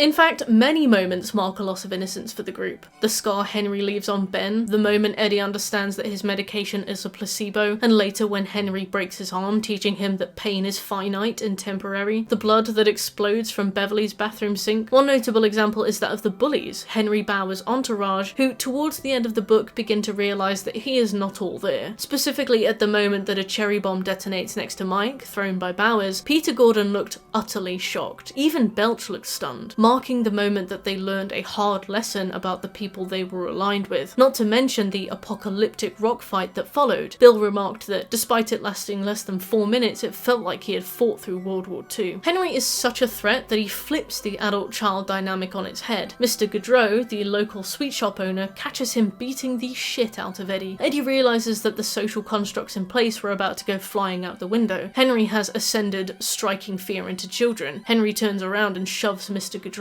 robbing him of his grown-up authority, and the shop owner flees. As with Ben's teacher, Mr. Gaudreau teaches Eddie that there is no protection. Ben observes Henry too. This alarmed Ben. He understood instinctively that they lived below the sightlines of most adults. When a grown-up was diddy-bopping down the street, thinking grown-up thoughts, he never noticed kids playing. Bullies like Henry could get away with hurting other kids if they were careful to stay below the sightline. This quote is notable for 2 reasons. 1, Henry stepping above the sightlines highlights his unique power as a terrorizer of Derry, and 2, because Pennywise follows the same rules, drawing a direct line between the two of them. Pennywise is a bully, albeit on a bigger scale. However, it's the tale of the 3 billy goats gruff that shows up consistently that references the innocence of childhood versus the reality of Derry. We first hear the story being told when Ben is visiting the library as a child. It appears again when Ben is an adult, hearing the same story being told upon his return to the library. Eddie references it when the group make their clubhouse in the Barrens, digging a hole and placing a wooden board over the top as a roof, covering it with sod to disguise it from bullies and wanderers. The story also references Pennywise, who stalks Adrian Mellon and Ben Hanscom from under a bridge, waiting for innocents to walk over his head before he drags them below. The story of the 3 billy goats gruff contains interesting parallels to Pennywise. To paraphrase this directly from the Wikipedia page, the story follows the journey of 3 goats who need to cross a river to get to the pasture. However, a horrible greedy troll lives beneath them. When the smallest goat goes to cross the bridge, the troll tries to eat him. The goat tells the troll to wait for his older brother, a far bigger goat and a far better meal. The troll allows him to pass, waiting for his older brother. His older brother, the middle child, arrives next. He bargains the same and is allowed to pass. When the largest goat arrives, he faces the troll head on. Ready to throw hands, Big Bill, for which Bill Denbrough himself is named, challenges the troll, throwing it into the water. The troll drowns in the stream and the bridge is safe from then on. The 3 goats go on to live happy, healthy lives. Naturally, all 1200 pages of it don't correlate exactly with the 3-paragraph plot of the 3 billy goats gruff, otherwise that would be a lot of filler. Regardless, the Billy Goats Bridge may represent a genuine physical bridge, like the Kissing Bridge, or the way the canal flows under the town of Derry for a mile, rendering Derry a bridge itself, or a metaphorical one, crossing the bridge, maturing into adulthood. Either way, Billy faces the troll under the bridge to render said bridge safe for everyone, forevermore. Secondly, Bill has only one brother, not 2, George, and wouldn't you know it, but the first version of the story, The 3 Billy Goats Gruff, in English was the translation of George Webb Descents in 1859. Rather than being able to bargain for his life with the promise of Bill as a sacrificial lamb, George loses his life at the hands of Pennywise. Regardless, his older brother avenges him, returning Pennywise to the water. We see a warped subversion of this with Henry Bowers, Victor Criss, and Belch Huggins. When faced by it in the sewers, Henry recalls that he left them to die, sacrificing the lives of his 2 little goats so that he could pass the troll under the bridge safely. When Belch returns as a zombie, he stares reproachfully at Henry, highlighting his awareness of Henry's active evil.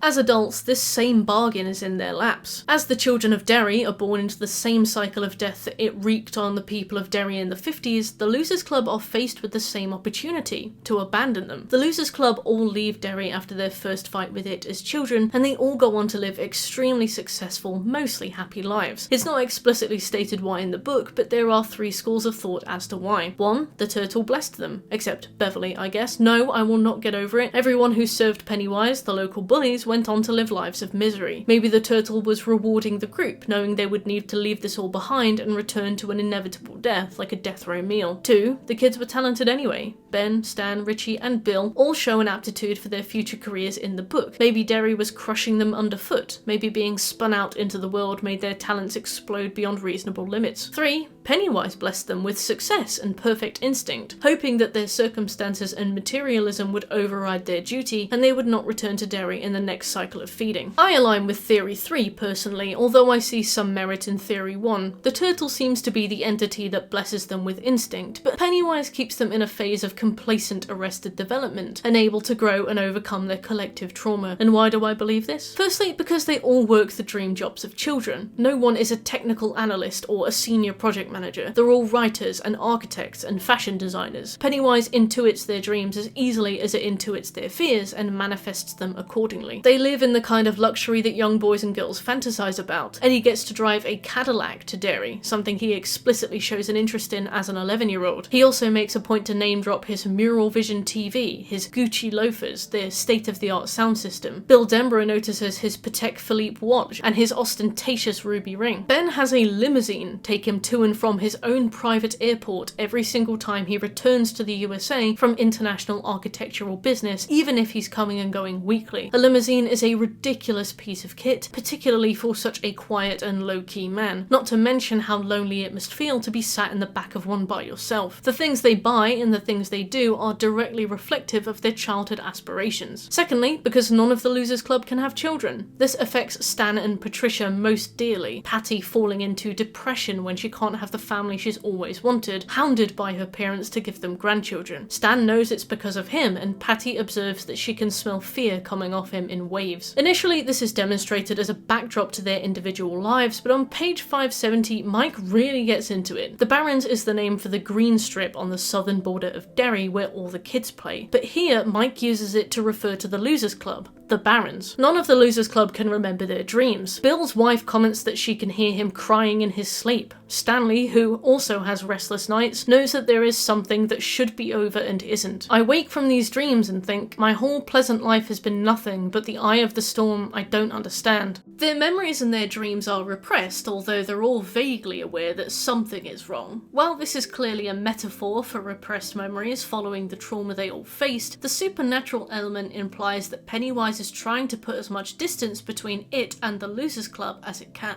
It's only when the next cycle begins and the murders crop up across Derry once more that Mike observes a guillotine blade hanging over their lives. I'm the one with my hand on the lever. Maybe that's why God made us kids first and built us close to the ground. Because he knows you have to fall down a lot and bleed a lot before you learn that one simple lesson. You pay for what you get. You own what you pay for. And sooner or later, whatever you own comes back home to you.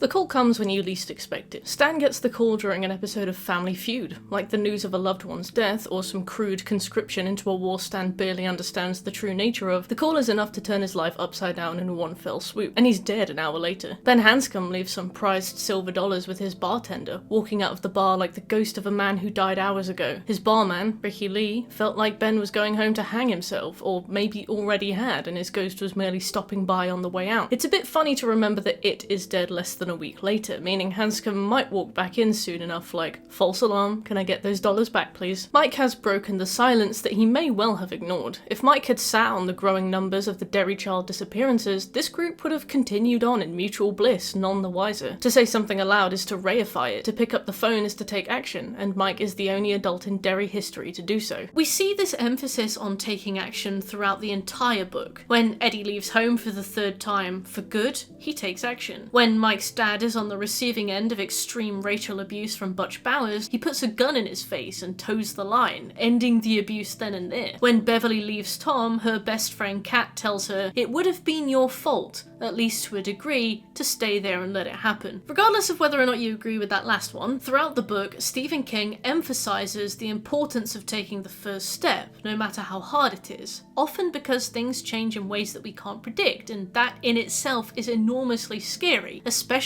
as we get older. We see the consequences of action dotted across the narrative, passive and active. Ben returns to the library and asks to speak to the librarian he loved so much as a child, only to learn that she died a few years prior from a stroke. A hollow place opened up in his heart. That's what happened when you got back to your used to be. The frosting on the cake was sweet, but the stuff underneath was bitter. Mike recalls that as a child, when the truck wouldn't roll start, his father would come back from the barn carrying the crank and muttering under his breath. He was intimidated by the tension caused by an agitated parent. It was only as an adult, sitting by the hospital bed his father would die in, did he learn that his father muttered about the crank because he was afraid. Do the other adults of Derry just assume that someone else will fix things, or that it will resolve itself? Do they just not want to stand up to a bully, assuming it will make things worse? Every member of Derry Town is a willful observer to the activities of Pennywise, every single one of them revelling in the arrested development that blesses the amnesiac Losers Club before their call. Like a kind of warped Neverland, the people of Derry conserve the status quo, never growing up. Collectively, they could bully Pennywise into oblivion, but action is hard. Coming of age is demonstrated twice in it. The answering of the call and the death of it. The call is answered at the beginning, allowing the Losers Club to begin the process, but the real transition happens when Pennywise is killed. Upon this death, the Losers Club begin to lose all of their memories of Derry and each other, the magic between them no longer keeping them together. It's kind of bittersweet, knowing that they will walk away from that township as strangers once again. Although the Losers Club exceeds Derry by taking action no one has ever taken, coming of age in the moment of decision, their real coming of age story is a bittersweet ending, where they put their trauma to bed and leave each other behind forever.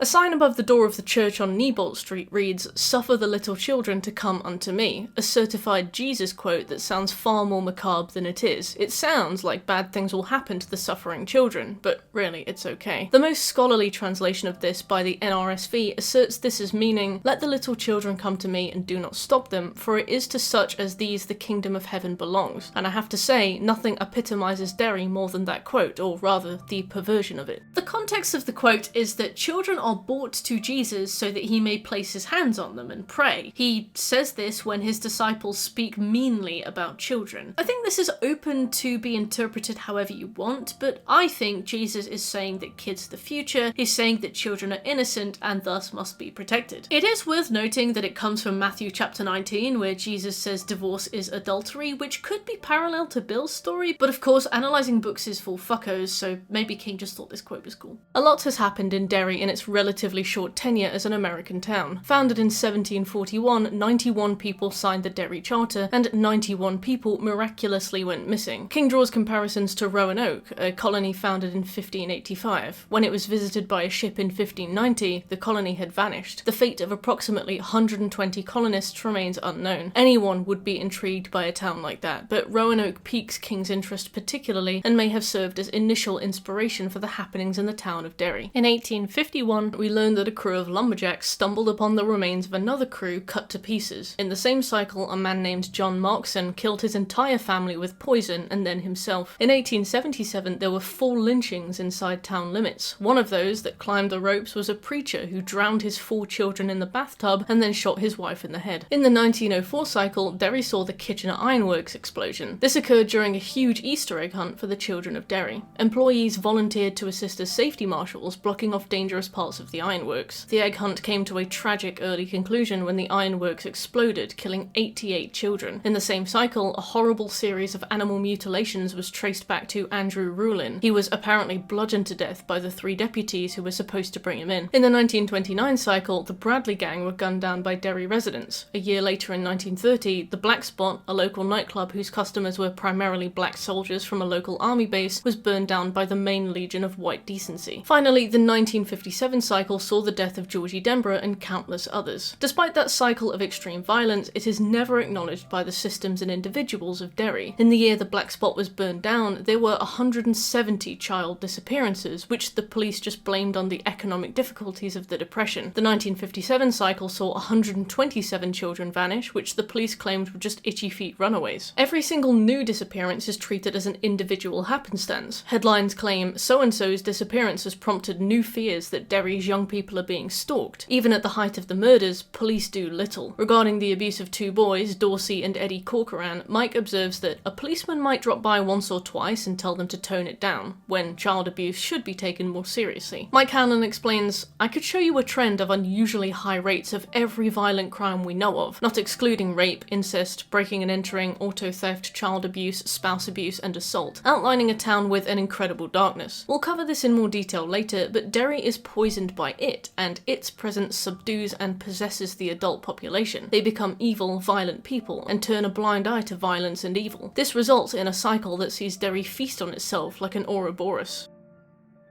You have to stay out of their way. And if you can't do that, you have to try to be invisible.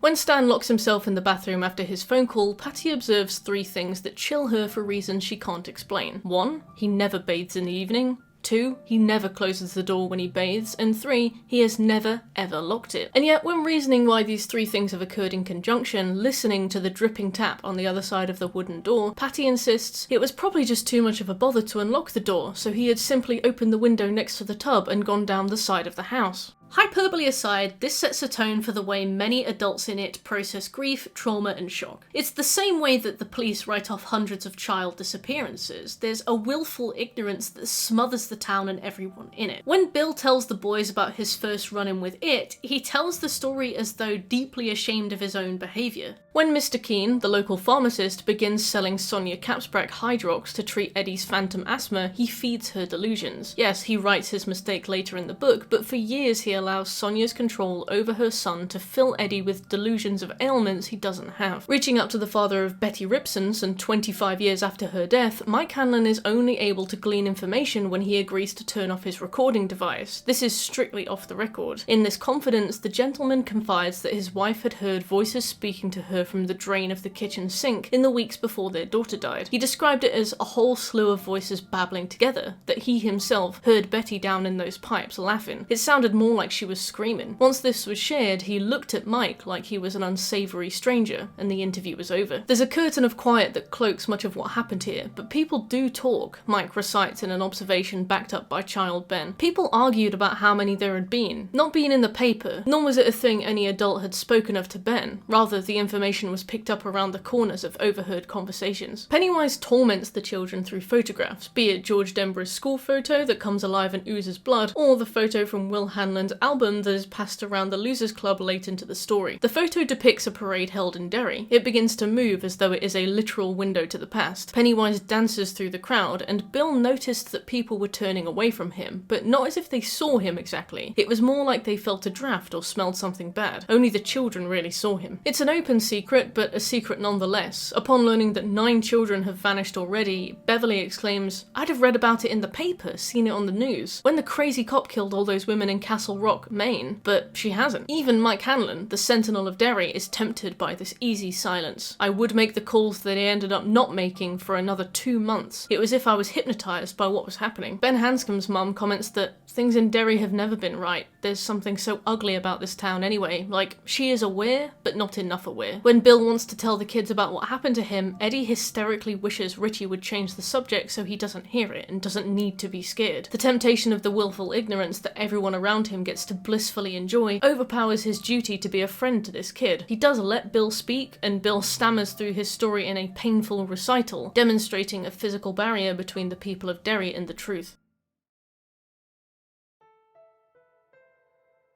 Nothing about Derry's willful ignorance is so obvious as when Pennywise targets adults. In the prologue we meet Don Haggerty and Adrian Mellon, a gay couple who found themselves unfortunate victims of both Derry's latent homophobia problem and Pennywise's steady appetite. We encounter this through the line of police investigation after the fact, revealing how little the police care. Their initial observations of Don, the one survivor, are demeaning, peppered with homophobic slurs. Don is barely human to the Derry police, who are more interested in the thrill of the hunt, questioning suspects. suspects. Dealing with a devastated man, Officer Harold Gardner sneeringly observes someone impossible to take seriously, if you want to call him a man, wearing lipstick and satin pants so tight you could almost read the wrinkles on his cock. Grief or no grief, he was just a queer. Stephen King obviously does not feel this way about gay people, as some has suggested. He makes a clear effort to characterize the people enacting these hate crimes as big stupid brutes with low IQs. He is demonstrating the homophobic attitudes of Derry Township and police force and how they enable Pennywise to continue unabated. King makes a point that the attitudes of the police are not the consensus of the people. El McCurdy, accidental owner of the town's hottest gay bar, on the other hand, lacks gaydar and is ambivalent at best. When he's detailing the story of the bar he opens, expecting a pub full of people using the bus terminal next door, he is surprised to find it full of young, polite and exclusively male clientele, and by the time he found out, he didn't care. There were no women to fight over. It was the only pub where rambunctious patrons didn't regularly demolish the place. Still, when the investigating officers fail to see the victims as equals, they fail to address the fundamental issues at hand. In this instance, Pennywise reflects the cyclical nature of violence that peaks in culture wars every 20 to 30 years. Although minorities face discrimination on a daily basis, this often reaches a boiling point during times of economic hardship, at which point society facilitates acts of extreme violence, often by groups who could have been stopped in their tracks long ago had the community collectively worked to shun them. Examining the United States Stephen King grew up in, we see this cycle of violence manifest over and over, clearly serving as subconscious inspiration for Pennywise's own cycle of death. The culminating racial violence of the 1950s against Black Americans saw the murder of Emmett Till and other such victims of explicit discrimination. Although homophobia has been a consistent backdrop, especially in the 20th century at least, this peaked in the 80s alongside the quote-unquote moral panic spurred on by the AIDS epidemic. And today we have the trans panic, which follows the exact same pattern of fear-mongering, dehumanizing, and a normalization of violence that society promised would not happen again last time. Adrian Mellon was attacked by 3 men, Steve Dubay, Christopher Unwin, and John Garton, who beat him senseless and throw him in the river, but it was Pennywise who finished the job. Garton described seeing Adrian and Don mincing along and felt his civic pride was harmed by having to see a gay man in an I Heart Derry hat. He kills Adrian because Adrian laughingly accused Garton of being sexually interested in him, a suggestion that's implied to be true and apparently carries the death sentence for daring to utter aloud. Although Don Haggerty and Christopher Unwin both mentioned the presence of a clown, the police opt to leave that detail out of the court proceedings since they believe that any doubt whatsoever cast upon the truth of the story will affect the boys' chances of seeing justice for their crimes. It's an interesting idea in theory, but as with similar cases of hate crimes, this saw no real consequence. Pennywise explicitly represents the 4th man. Initially, the police refused to believe there was a magic clown living under the bridge killing gay people. Instead, they assumed that the boys invented a magical, nameless, traceless 4th guy who actually did the killing, rendering them innocent bystanders. And technically so, but they were bold to assume Adrian wouldn't have died from his injuries anyway. Removing this clown from the proceedings makes the story airtight, but justice fails anyway. Mike Hanlon tells us, at the time of writing, all 3 sentences are under appeal. Garton and Dubay may be seen on any given day, girl watching, not far from where Mellon's torn body was found. At the major trial, no one mentioned a clown.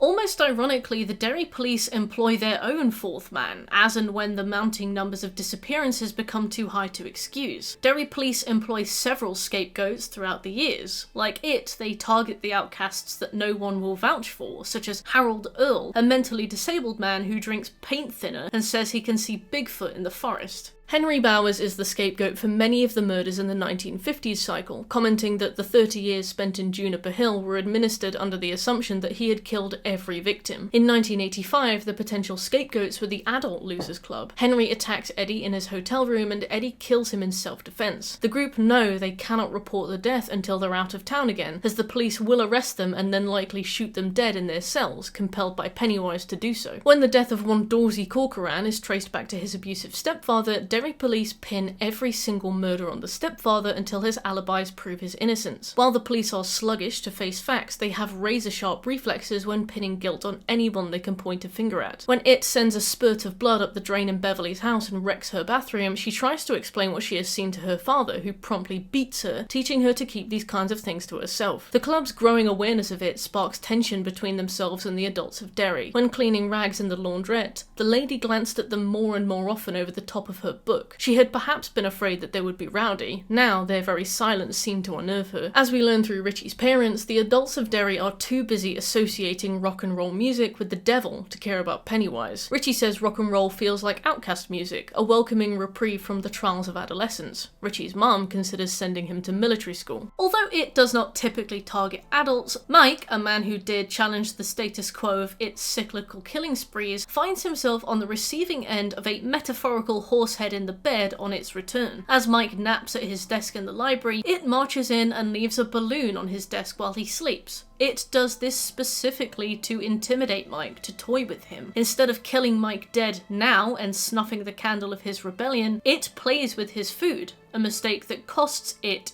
its life. When questioned by the police, Don Haggerty is asked what the real Derry is like, to which he responds with the rather grim, "It's like a dead strumpet with maggots squirming out of her coos. It's a bad place. It's a sewer." Faced with the blank, confused faces of the officers, Don asks, "You mean you don't know that?" "Suffer unto me the little children" is more relevant than one may assume. Pennywise targets the helpless, but it's the adults that sacrifice the children for Derry. As many as 150 per year during peaks. They're sacrificed because it's easier to disbelieve them, and this is why Pennywise targets minorities too. Don looks for a cop during the attack on Adrian Mellon and can't find one. A car drives by and the driver doesn't stop despite them screaming for help. The people in the bus station do nothing. When Ben Hanscom is mutilated by Henry Bowers, the car driving by does not stop either. When Beverley is pursued by her father, the people she runs past fold up their chairs and walk back inside their homes. During Pennywise's first killing spree, he clearly went too far. He killed the entire colony of settlers, all 91 people, and while this was obviously a feast that ignited a taste for human flesh and fear, it went too far. Killing the entire colony ran the well dry for a while. When human populations increased in number again, it had to be careful to only take a few, and if it was only going to take a few, it needed to take the ones that wouldn't be missed. So it preyed on the outcasts, the minorities, and the children, a Venn diagram some of the losers fall into all three sections of. Cheryl LaMonica, aged 16, was found dead in one of the tributaries to the Kendiskeg. She had become a mother at 13 years old. Initially, the police suspected her boyfriend. She had a lot of boyfriends, many of them from the airbase up Bangor way. Cheryl's mother commented that they were nice boys, most of them. One of those nice boys had been a 40-year-old Air Force colonel with a wife and kids. The adults of Derry hardly deserve to feel bad when their children go missing. By night, they are stalked, kidnapped, eaten alive by Pennywise, but by day, they are harvested by the people of Derry directly, be it carved up by bullies, beaten by their parents, or groomed and impregnated by men 3 times their age. The children of Derry are pinballed through their childhood. If they survive it, they go on to become the negligent, selfish adults that raised them, and the cycle continues. Ben is almost the first victim of Pennywise in the 1950 cycle. After staying late after school to help his teacher with counting books, he observes that it was 4 o'clock and dusk was at hand. Derry brooded under the bruised skin of a sky. As we'll discuss, weather is the primary way Stephen King sets a scene, especially when shit is afoot, and this fading light signals an impending altercation with it. Looking at his teacher, Ben could tell by the look in her eyes. They were deep and thoughtful and far off. Not the eyes of a school teacher in her 40s, but the eyes of a child. There's a moment of childish connection between these two. A child who is about to grow up during Pennywise's cycle, and a woman who would have been a teenager during the previous one. She knows, however subconsciously, what is waiting for him, and she half-heartedly offers him a ride home that he declines out of politeness, sending him out into the harsh winds of winter. As with all adults of Derry, no matter how kind they seem, they allow the children of the town to wander into the arms of Pennywise because sating its appetite with children means that it will not bother them. All cycles see similar acts of pantomime from the adults of Derry. Mothers' walkers groups ensure that every child is chaperoned home, for example, but children are snatched from inside their homes. One 2-year-old is drowned in his own upstairs toilet. Gestures are made that appear to safeguard the Derry youth, and real action is avoided. Mike observes that every cycle sees a migration of families away from Derry, believing that the real good people just pick up and leave, moving their lives away just to save their families. And that's true, because those that remain are the ones that are complicit in the status quo. They just assume it won't be their own children that go. When speaking to the police chief about 2 more disappearances, Mike is met with frustration. The kid was snatched by her father. Didn't you read the papers? Asks the officer, deflecting investigation with another scapegoat. And the Torrio boy, was he snatched by his father? asks Mike, to an icy reception. Mike's own father has some awareness of his actions. One day, he sends Mike to investigate the ruins of the Kitchener Ironworks. Mike is attacked by Pennywise and barely escapes. He elects not to tell his father what happened, but Will seems aware of the way he's offered up his son, saying, "I don't want you going to that place again. I was wrong to send you there. The less said, the better, I reckon." As the plot of this novel takes its respective twists and turns, Pennywise becomes desperate. In its desperation, it goes beyond its typical method of blurry-lined possession, where it fuels a fire of violence in a person and facilitates their evil without getting actively involved. As the plot thickens, it sources some help, but it rejects others. If you've only seen the reboot movies, I can't blame you, this book is long and those movies are absolutely wonderful. Patrick Hockstetter is a name you wouldn't blink twice at. He features in the first third of chapter 1 and dies early on in a trap that almost claims a few members of the Losers Club, and he aids an adult Henry in chapter 2 as a zombie. Patrick in the book, however, is a far darker, scarier entity than Pennywise himself, and Pennywise kills him. For the first 800 pages, Patrick is a background character. He accompanies Henry on a few of his bully escapades, but by and large stays in the background and barely says a word. It's only when he gets his own dedicated chapter that we realise there is more to him. None of the girls would sit in front of him at school. You'd feel his hand, warm and sweaty. You'd jerk away from it and turn around, and there Patrick would be, grinning with those big rubbery lips. He'd open his pencil box so you could see the dead flies inside. Greta Bowie told on him, but I think Mrs. Douglas was scared of him.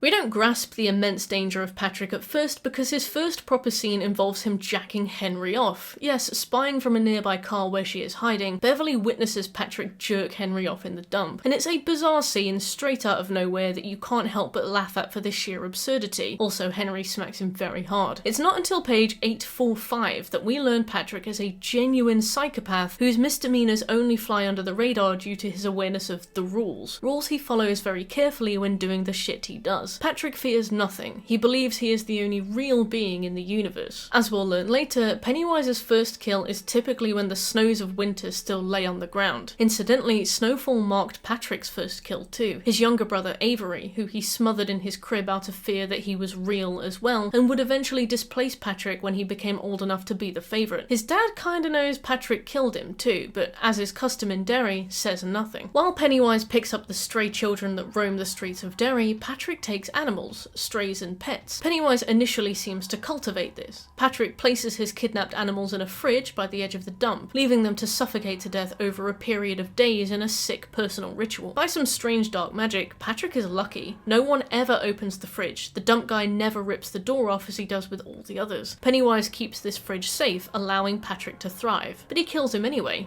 Why? Well, Patrick has no fear, but he does have a weakness: leeches. So when he opens the door to his fridge and is fallen upon by a swarm of leeches in the most revolting scene in the book for me, they suck his blood until they explode, landing on his eyeball and collapsing it in his skull, leaping onto his tongue and exploding in his mouth in a rush of pus and blood. But when Pennywise creeps out from the underbrush to claim him, Patrick notes that Pennywise's face runs like wax, unable to find a form that frightens Patrick. Interestingly, King makes clear that two people looking at Pennywise at once will see different things. So when Beverley overhears Pennywise speak to Patrick, she hears her own father's voice, whereas Patrick doesn't. This scene serves two purposes. One, it demonstrates to us how its hallucinations work. You and I would see different things when facing Pennywise. Two, it proves that Pennywise is weaker than it seems. Patrick fears nothing because he believes he is the only real entity in the universe. Pennywise only has power over you when it scares you, meaning Patrick would be powerful enough to kill it and needs to be taken off the board. Once Patrick has been consumed, the sky overhead darkened with thunderheads, as if to imply it was back at the full strength it sacrificed by allowing him to live. This leaves Pennywise with Henry Bowers, Victor Criss, and Belch Higgins, and it eats the latter two as well for seemingly no reason whatsoever. Presumably wrong place, wrong time.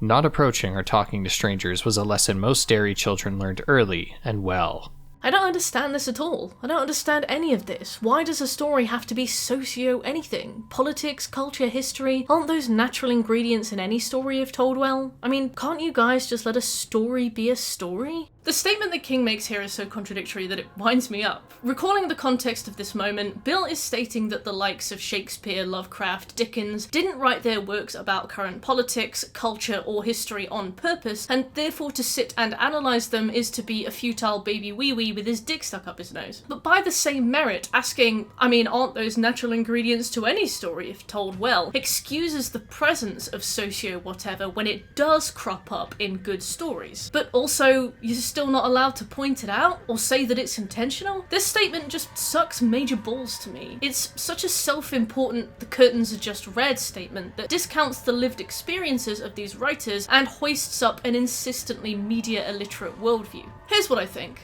I think that this is cowardly. Stephen King obviously believes this idea that analysis means nothing, that any themes injected into a narrative are purely incidental. It's telling in a way that he talks about writing outside of his books, and also the fact that the actual narrative of this book doesn't challenge Bill's assertions, but rather rewards him by making him a best-selling author. But he's kind of lying to himself. Lovecraft obviously wrote about his political biases. He describes Cthulhu's worshippers as a dark cult, infinitely more diabolical than even the blackest of African voodoo circles. He was an elite-level racist and anti-Semite, and this repeatedly crops up in his writing. Jonathan Swindle, a literature academic, believes that Shakespeare wrote Julius Caesar in response to the political uncertainties of his time. That's the thing about creativity. Your society, your life, your views influence your work, intentionally or not, and King seems to be mistaking himself as immune to this, when he's certainly not, and is actively portraying things thematically that, believe it or not, help the book. If this book was completely devoid of any thematic message, it would be a worse book. What's worse is that the quote is weaselly. He at once dismisses the idea of an author consciously adding themes, politics, and messages to their work, then turns around and says that they're natural ingredients to a story if told well.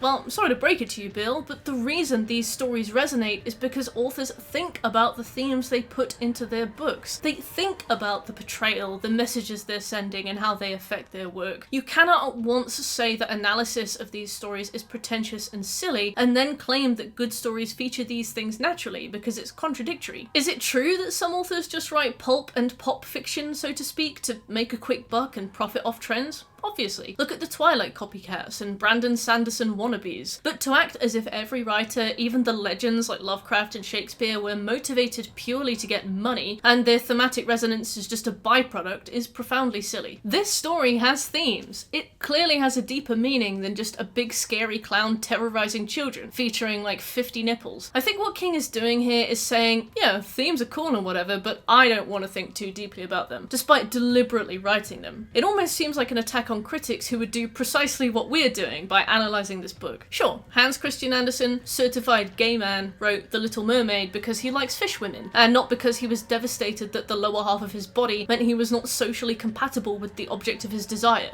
A dude. Let's just read it for what it is and never ever talk about the themes. King doesn't write with conscious metaphor in mind. He is a normal dude who loves telling stories. But his stories aren't just stories, they have meaning. Just while other authors turn the things they see and experience into metaphors to be discussed and dissected, King writes his experiences. He's an author that focuses on nostalgia. He name drops movies and TV shows that he's clearly seen himself. Odd foodstuffs like flavor straws, clothes like Keds and cords. He likes to name drop brands, not out of some sleek capitalist single-mindedness, but because they serve in crafting moments that are simultaneously easy to envision due to their relatable iconography and layered with a veneer of nostalgia. Stephen King writes memories, he writes time periods, he perfectly encapsulates small-town attitudes from the 50s, 60s, 70s and beyond. Eddie's leper symbolises the burgeoning panic around the AIDS crisis. Its cyclical evil represents the rise and fall of violent culture war and its grisly culminations. Ben Hanscom's body represents a rise in obesity stigma that began while King was growing up and perseveres today. All natural ingredients of a story, if told well, becomes a frustrating disclaimer that writes off any such observations as merely following the trend, a natural ingredient, rather than a conscious theme. But I mean, Steve, stranger danger? Quoting the article, How the Stranger Danger Panic of the 1980s Helped Give Rise to Mass Incarceration by Megan Day, the missing child panic began in 1979 with Ethan Patz. Plenty of kids have gone missing over the years, but Pat's case triggered mass hysteria that dragged on through the decade beyond. Pat, aged 6, departed his Manhattan apartment one morning, but never made it 2 blocks to his school bus stop. Despite the short distance, and despite the mother waiting near the bus stop to see if he arrived safely, despite it being the first time he ever walked on his own, and a 1 in a million chance, Ethan demonstrated the existence of insidious entities within our world that were capable of committing unthinkable acts upon the most vulnerable people of society. Entities that operated out of sight, who could be anyone, and no one was safe. Ethan's photographs circulated the city and the national news for years. The faces of other missing children began to show up on the side of milk cartons. In 1982, CBS Evening News stated that up to 50,000 American children were being kidnapped by strangers yearly. These figures were wildly inflated, as journalists, social scientists, and government officials had made clear by the mid-1980s, writes Paul Renfro in his Stranger Danger, Family Values, Childhood, and the American Carceral State. But it didn't matter. Quoting Megan directly, Renfro's book links this rising stranger danger panic with flaring homophobia. It was assumed for decades that Pat's abductors were associated with NAMBLA, the North American Man-Boy Love Association, a fringe group that became a source of lurid fascination, especially among conservatives who declared its existence a natural consequence of extending rights to LGBT people. It wasn't until 2017 that the culprit was brought to justice. Pedro Hernandez, a man with no such NAMBLA affiliation, but rather a history of mental illness, was arrested and convicted. By this point, the association of gay rights and paedophilia had become indistinguishable for a lot of people. To suggest that it and the story of Pennywise is not a direct reflection of the stranger danger panic phenomenon that surged 2 years before King put pen to paper would be to stuff your fingers in your ears and scream as loud as you can whenever faced with the most basic truth. To suggest that Charles Dickens' literary explorations of social justice, inequality, and poverty, and his critiques of the rigid structures of Victorian society were merely incidental is as reductive a stance to take as suggesting that it is just a story, because it's not.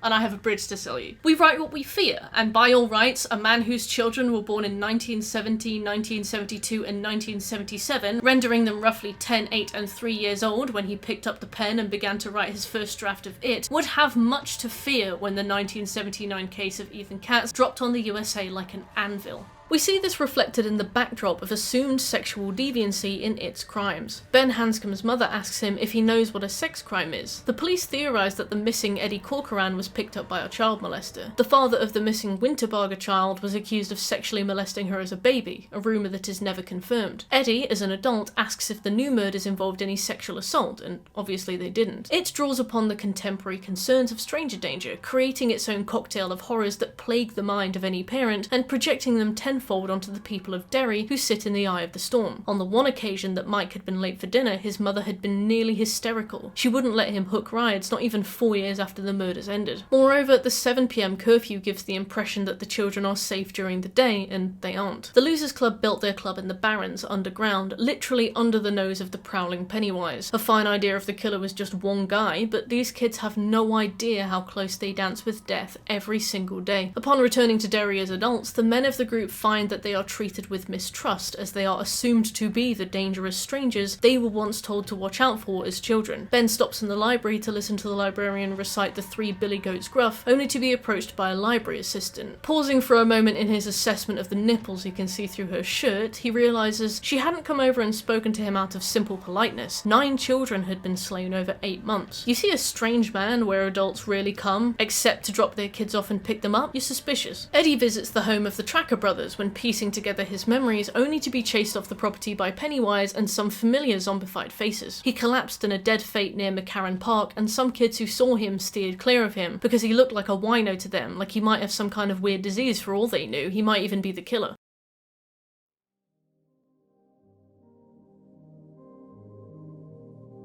Mike would let himself know that spring had come again, not when the first crocuses showed under his mom's kitchen Mike would let himself know that spring had come again, not when the first crocuses showed under his mom's kitchen windows, but only when his father hollered for Mike to help him push their mongrel truck out of the barn. Even though though the town is apathetic and often willfully ignorant of what's really going on, one thing I grew to appreciate is just how much of a threat King makes Pennywise out to be. It is omnipresent, it is everywhere, it's always waiting for the next cycle, and when it comes, its impact crashes hard. It is paradoxical how people can be so ignorant about what is occurring and yet so aware. It's right under their noses, and every time it kills, it sends shivers of shockwaves through Derry, but everyone just accepts it. It is, in a way, the malevolent god of Derry, and the children are sacrifices they must give to keep it happy, and God forbid anyone speak about it. Cycles serve an enormous role in Stephen King's It, cropping up in the events we see firsthand, the events we hear about secondhand, and mundane descriptions that one might typically assume are a bit unnecessary. Things are often described through transition and change, cycles that are both naturally occurring and cycles that need to be maintained and cultivated.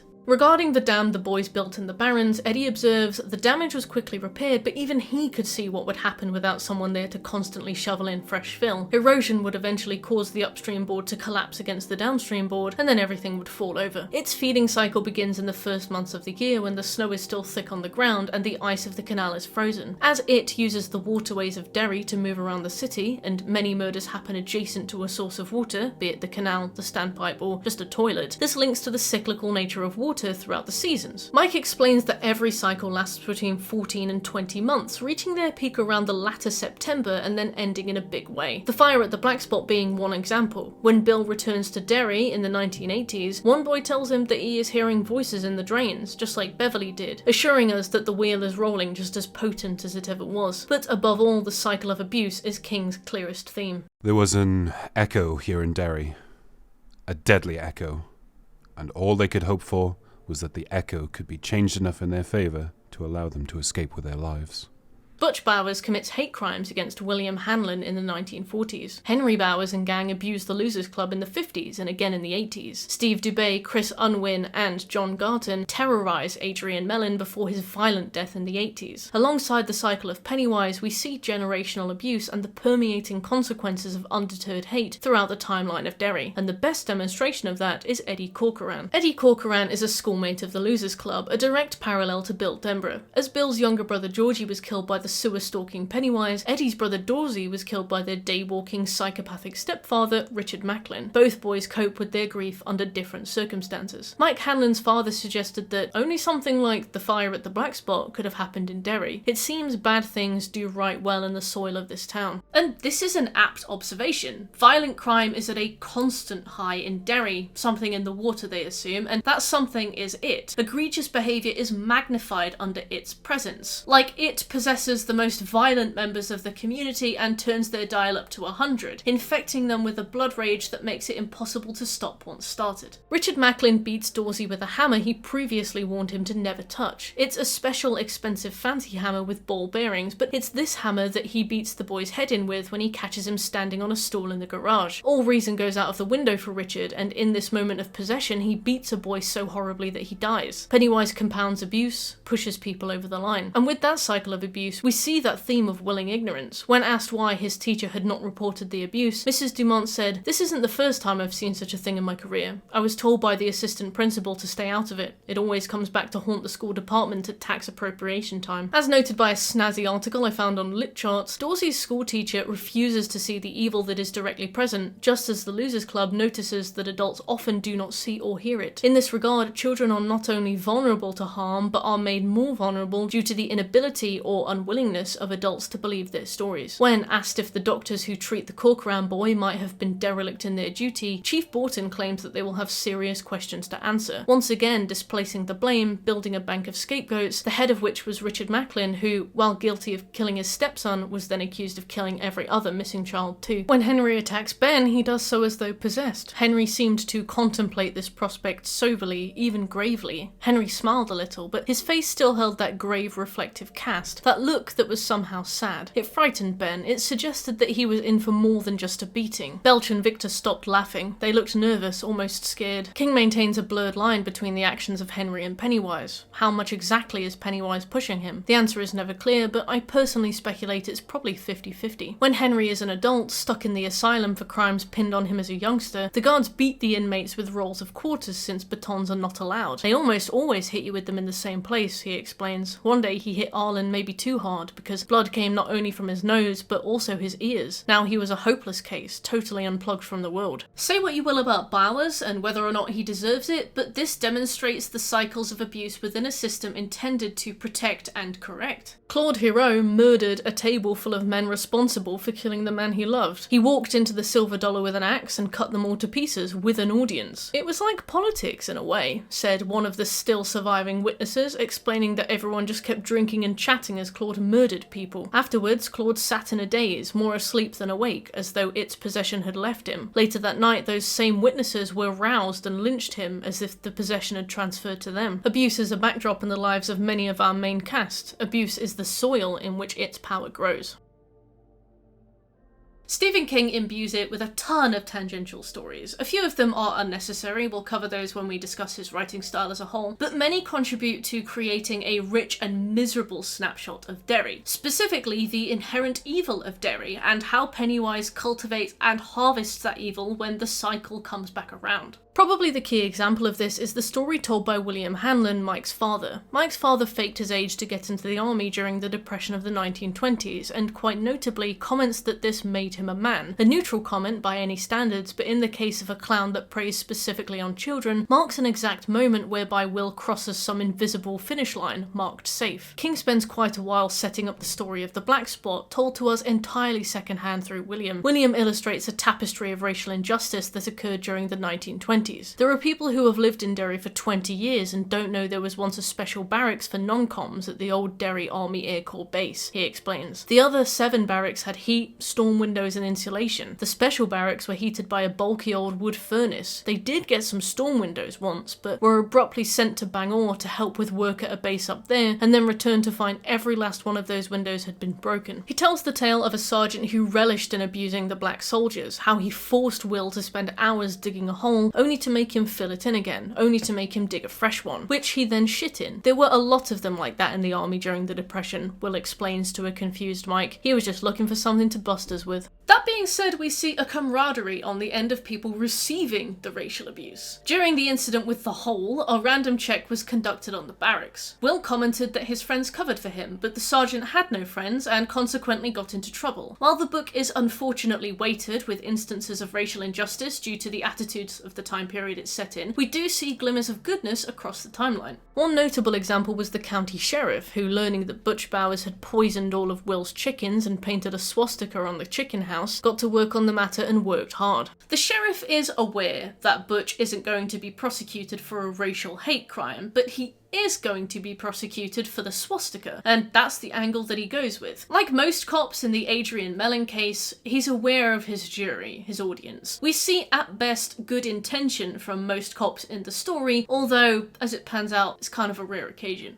Still, the overarching attitude towards minorities in Derry is too extreme for these moments of fair intent, and they're drowned in an ocean of hate. The Legion of White Decency was, as described by Will, the northern version of the KKK. He comments sourly that most of the histories have been written by the northerners and they're ashamed. Derry was the only place the Legion had any success, going on to suggest that bad things find good soil in Derry, as black soldiers were not allowed to drink with whites, segregated not by the white townsfolk themselves, but rather by the upper classes who didn't even drink in these establishments. Will and his barrack cohorts were forced to make their own establishment. They named it a tongue-in-cheek The Black Spot, and it became a bustling hub of socialization, drinking and jazz music, to the point where white townsfolk began to make the journey to them instead. Some of the kids you go to school with, their fathers struck the matches that lit the Black Spot on fire, Will explains gravely, and this is true. Greta Bowie and Sally Mueller are 2 named characters descended from the likes of Horst Mueller, who by name is known to have burned down the Black Spot. This hammers home the generational evil that percolates Derry and the congenital, willful ignorance that each child is raised with. According to him, the Legion rode in, white hoods abound, and threw lit torches in through the kitchen window. The fryer went up in flames and the rest of the kitchen followed. It wasn't until one man opened the door to the kitchen that the club realised, and chaos ensued. Maybe they only went to scare us, Will reasons. I like to believe most of them were trying to warn us by chanting outside the bar. I like to believe it was an accident. Still, this accident resulted in the deaths of many. Will recalls that the door was a push door, meaning that some were able to pull the door open and escape, but as the stampede began, they were crushed against it. Dick Halloran makes a small cameo here, knowing, by virtue of the shine, I presume, to go back in through the kitchen and jump out the window, which he assists Will in doing. Will recounts, "It was like something from the worst nightmare you ever had. That window was just a yellow blazing square of light. The people falling out of the ruins of the bar were the real ghosts that night. Nothing but shimmers shaped like men and women in the fire," recalling a woman whose eyelids had melted right off as she shambled towards him. He downs multiple cups of water as he tells the story, as though even the memory of the black spot has parched his throat. As the Legion escaped back up the hill they arrived from, Will told Mike, on his deathbed no less, that he had seen a huge bird swoop down from the sky and grab a Legion man as he fell behind from the main group. Will Hanlon had seen it. The fire at the black spot was the final act of violence in that respective cycle. Pennywise always wakes up alongside an enormous disaster. In this case, the 1929 death of the Bradley gang at the hands of the people of Derry rains terror on the town for almost 2 years and then returns to sleep after another huge incident of violence. In this case, it was the murders at the black spot that put Pennywise to sleep. King stresses the complicity of the Derry township. He comments that many white folk turned out to the funerals after the black spot, the same way that defeated parents post their children's faces on missing posters around town, knowing deep down that their children aren't missing at all. Many of the white people attending the funerals would have been involved in the black spot burning or affiliated with those that have. Pennywise represents the culmination of violence following cycles of discrimination and abuse, and the people of Derry represent hollow enough is enough statements that follow and never pan out beyond words, similar to thoughts and prayers sentiments after mass shootings, which King was critical of even during the writing of this novel. The idea that the Legion operated within complete secrecy would be farcical. Someone in that town would have known about the plan in advance. Someone at the Legion meeting could have done the right thing. The disaster of the black spot highlights the dangers of herd mentality and complacency. King's message emphasises the importance of taking action, and Pennywise, both literally and metaphorically, reaps the rewards of that willful ignorance. Sure, Pennywise has the town of Derry subdued under the spell of silence, but King blurs the lines between what occurs because of its influence and what occurs simply because the people of Derry are shit. While this story is one of the most compelling sections of horror in the entire novel, its inclusion kneecaps Bill's assertion that stories aren't socio-anything. There's nothing more political than the inclusion of the disaster at the black spot during the civil rights movement, nothing more clearly judgmental of a right-wing community and the herd mentality that allows hate crimes to be perpetrated. Racism is clearly condemned in this story, as it should be, don't get me wrong, and this aligns with King's own personal beliefs about race, demonstrating how he imbues stories with his own politics far more often than he seems to assume. Imagine how an alt-right author, or even just a standard right-wing author, might have written a disaster like this. Imagine how an alt-right author might have written any kind of racial crimes at all. The deliberate nature of this story is very easy to dissect.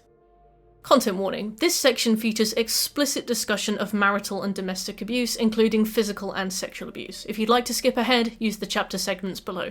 Stephen King writes uncomfortable scenes with the intention of making you, the reader, uncomfortable. He also writes scenes to titillate, and Beverley Marsh gets the short straw every single time. I mentioned in Beverley's introductory section that she is a victim of severe abuse, although I felt it best not to drop all that on you at once. Beverley is an abuse victim throughout her life, initially at the hands of her father, Alvin Marsh, and then at the hands of her husband, Tom Rogan. We are explicitly told that Beverley's abusive relationship with her father compels her to look for him in the men she dates. As a child, she comments that she loves Bill because his authority reminds her of her father, and as an adult, Tom Rogan refers to himself as Papa to get her to obey. There's a very uncomfortable self-awareness in Beverley when she looks at a man, goes, "He reminds me of my father," and then finds herself very attracted to him. Even if one were to have daddy issues, I'm sure that the thought process is not that explicit, but clearly yes, Beverley is written to have daddy issues that compel her to seek out violent abuse. Looking first at Almarsh, we see a reverent terror within Beverley merely at the thought of him. She comments that if the two of them had been standing on the edge of a high cliff and he had told her to step off, right now girl, her instinctive obedience would almost certainly have carried her over the edge. She makes his breakfast and cleans his house under threats of beatings and tries to stay out of his way. By Al's own admission, he has no vices, no drinking, no gambling, no cheating, a detail that Beverley's mum Elfrida compounds, telling her, "You want to thank God in your prayers every night that your father doesn't drink, Beverley."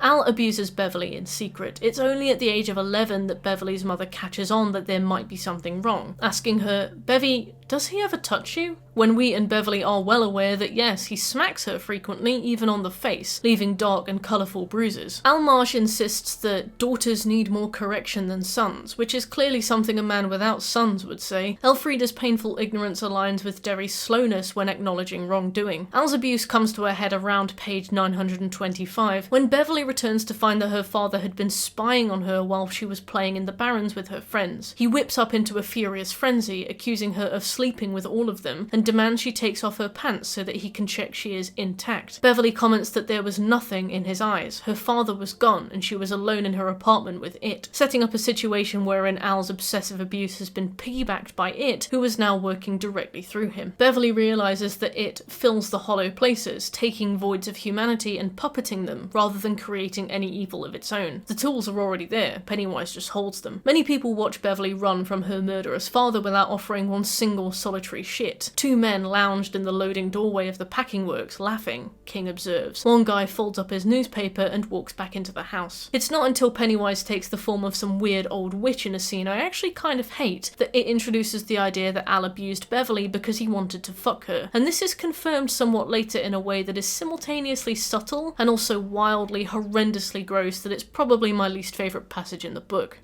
She had become more conscious of her body over the last year, as she began to curve and become more womanly. Her father seemed sharper just lately, more apt to slap or use fists. He seemed restless, and she was more nervous around him. It was as if there was a smell they made between them, a smell that wasn't there when she was in the apartment alone, and when Mom was gone it was worse. She saw less and less of him, partly because of the smell, neither of them meaning to make it all the same.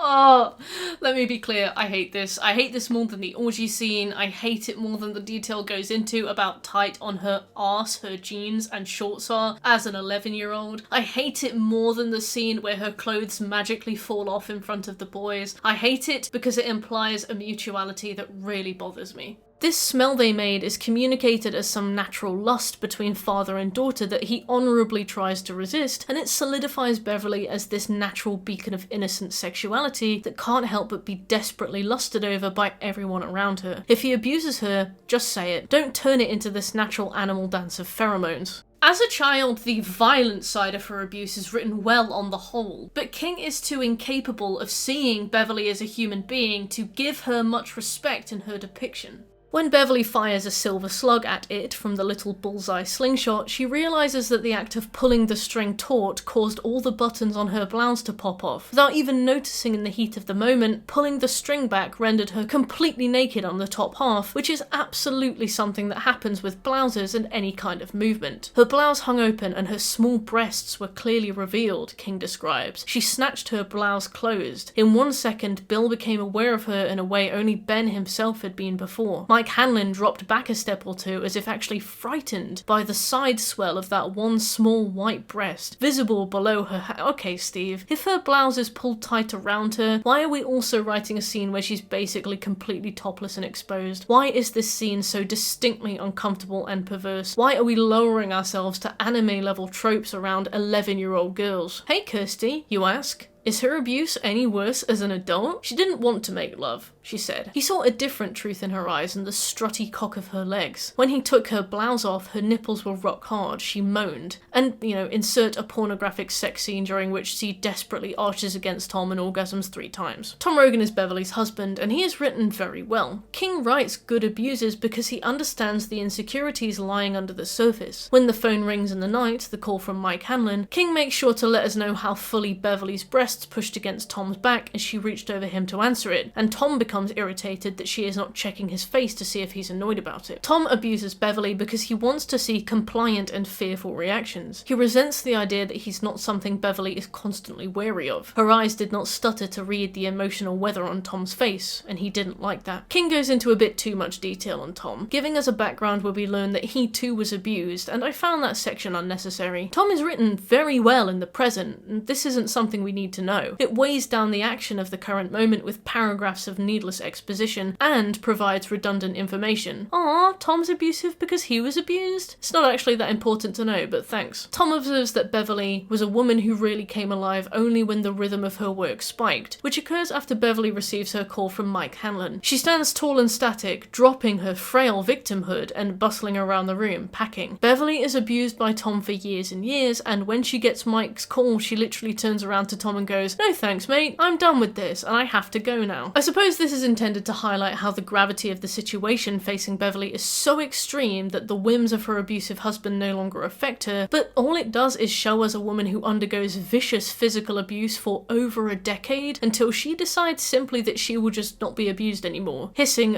"Tom, if you come near me again, I'll kill you," we see a strength in Beverley that is only tapped into when Mike reaches out to unlock it, like a blanket she could have thrown off the whole time. Beverley even mentions that she is going to visit a man who was basically her childhood boyfriend, Bill Denbrough, without giving any thought to Tom's response. There are no eggshells in this abuse, and that detail really bothered me. I'm sure we've all dated people who have seen us laugh at another person's joke, or we've referred to a co-worker by their first name, or we've mentioned that there will be a member of the opposite sex at a board game weekend, and we've had that sick, heavy drop in the pit of our stomach. That moment of desperate panic at the realization that we've triggered something within that person, realizing that this is going to be something that comes up later and tomorrow and next week, and keeps us on the phone until 4 AM while they rant and rave and accuse beyond all reasonable levels of adult discussion, and they will expect an apology for it. Beverley would have long since found ways to talk around trigger topics so as not to spend 6 hours trying to placate someone who assumes guilt until proven innocent, but will never allow her to prove her innocence. Beverley's characterization frustrates me for so many reasons, but this one hit a personal note especially. Naturally, King makes mention of the rebellious way her breasts rose and fell, because why resist for even a moment? Beverley fights Tom Rogan off, leaving him lying on the floor of the bedroom after smacking him in the balls with the belt he used to beat her, and Stephen makes sure to have Beverley take note of how her blouse is basically open, nipples rock hard in the cold house, and how Beverley observed that she herself looked quite a bit like a part-time hooker, which is absolutely what a newly freed victim of sexual and physical abuse would be thinking. Within the 24 hours following this, Beverley continues on a strange string of manipulative promiscuity, walking to the 7-Eleven with nothing to her name following the fight that saw her escape Tom once and for all. Beverley let the pimply-faced cashier look down the front of her old blouse while talking him into loaning her 40 cents for the payphone. Like,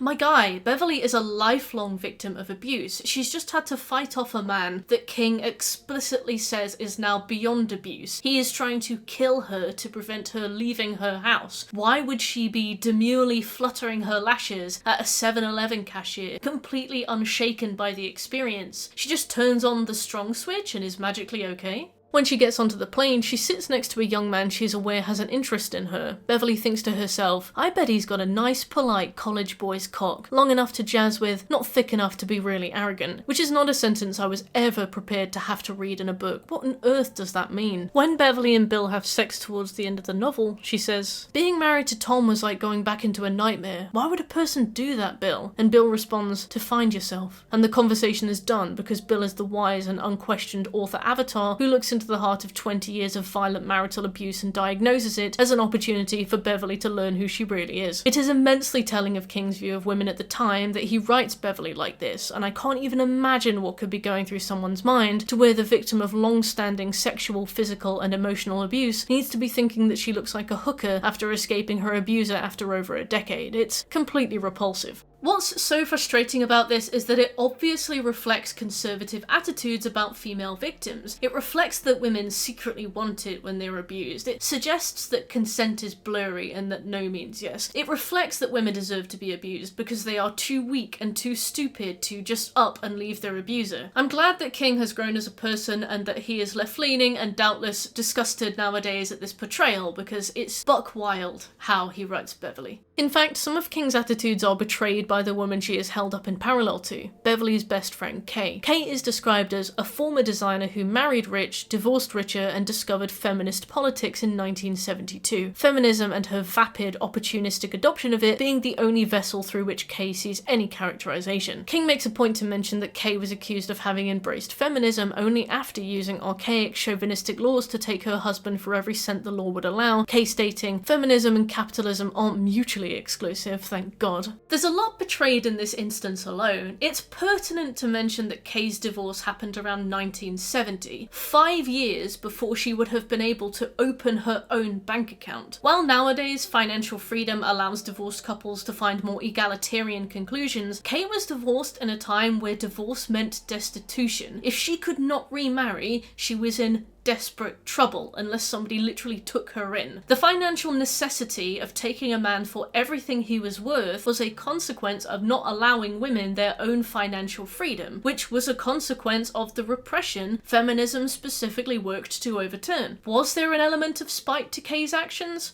Maybe. We don't know why the divorce happened. But importantly, there is a sneering vapidity placed upon everything Kay does, like a false front she uses to pull strings. Beverley and Tom co-own Beverley's company. What do we think is going to happen when Beverley gets a divorce? Will she be judged the same way? When Tom pays Kay a visit, knowing Beverley went to her for help, he begins to torture her for information. She's tight-lipped, so he threatens to cut up her face. My face, she thought, and that was what finally caused her to give in, or cave in, if you like that better. For the rest of the chapter, she frequently returns to the terror of the threat, remarking, "My face! He was going to cut up my face. Oh, Bev, I did the best I could, dear, but my face! He said he would cut up my face." While many of us will fold under torture, I'm sure, me included, it felt spiteful to centre Kay's character around being a sneering, shallow feminist whose only success comes from sucking men dry and then preaching to them about how they should behave. Frustratingly, Stephen King writes Tom Rogan extremely well. He is able to tap into the predatory mind of Tom Rogan effortlessly, creating a deeply insecure character, drilling down into the core of abusers and their behaviour. Tom bullies Beverley because it makes him feel big. Tom finds it very irritating when Beverley does not look at him to check how angry he is. He feels powerful when she nervously scans his face for emotion. It makes him feel visible. Beverley warns Tom that he is going to kill her one day, and he responds, "You do it my way, Bev, and that day will never come." But we all know that an abuser will find a way for Beverley to break the rules regardless and punish her for it accordingly. The way she curls in on herself after he beats her arouses him, so naturally he finds reasons to smack her around all the time, knowing where to bruise her so as not to cause suspicion. Yet the trauma of over a decade of marital abuse does not follow her whatsoever, and Tom Rogan becomes largely irrelevant to the plot after King spends 21 pages having him rip Beverley's clothes off and comment on her perfect body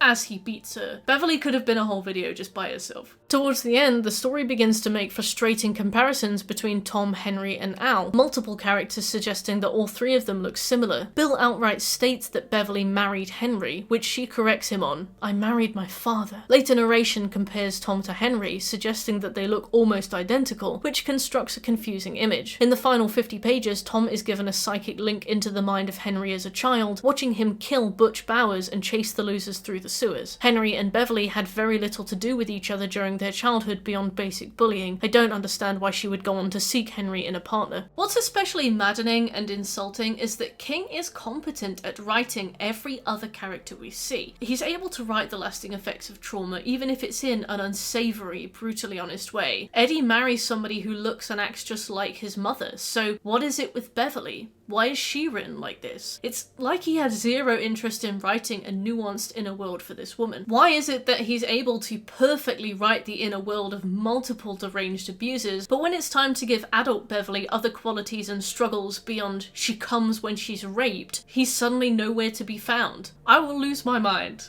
Okay, deep breath.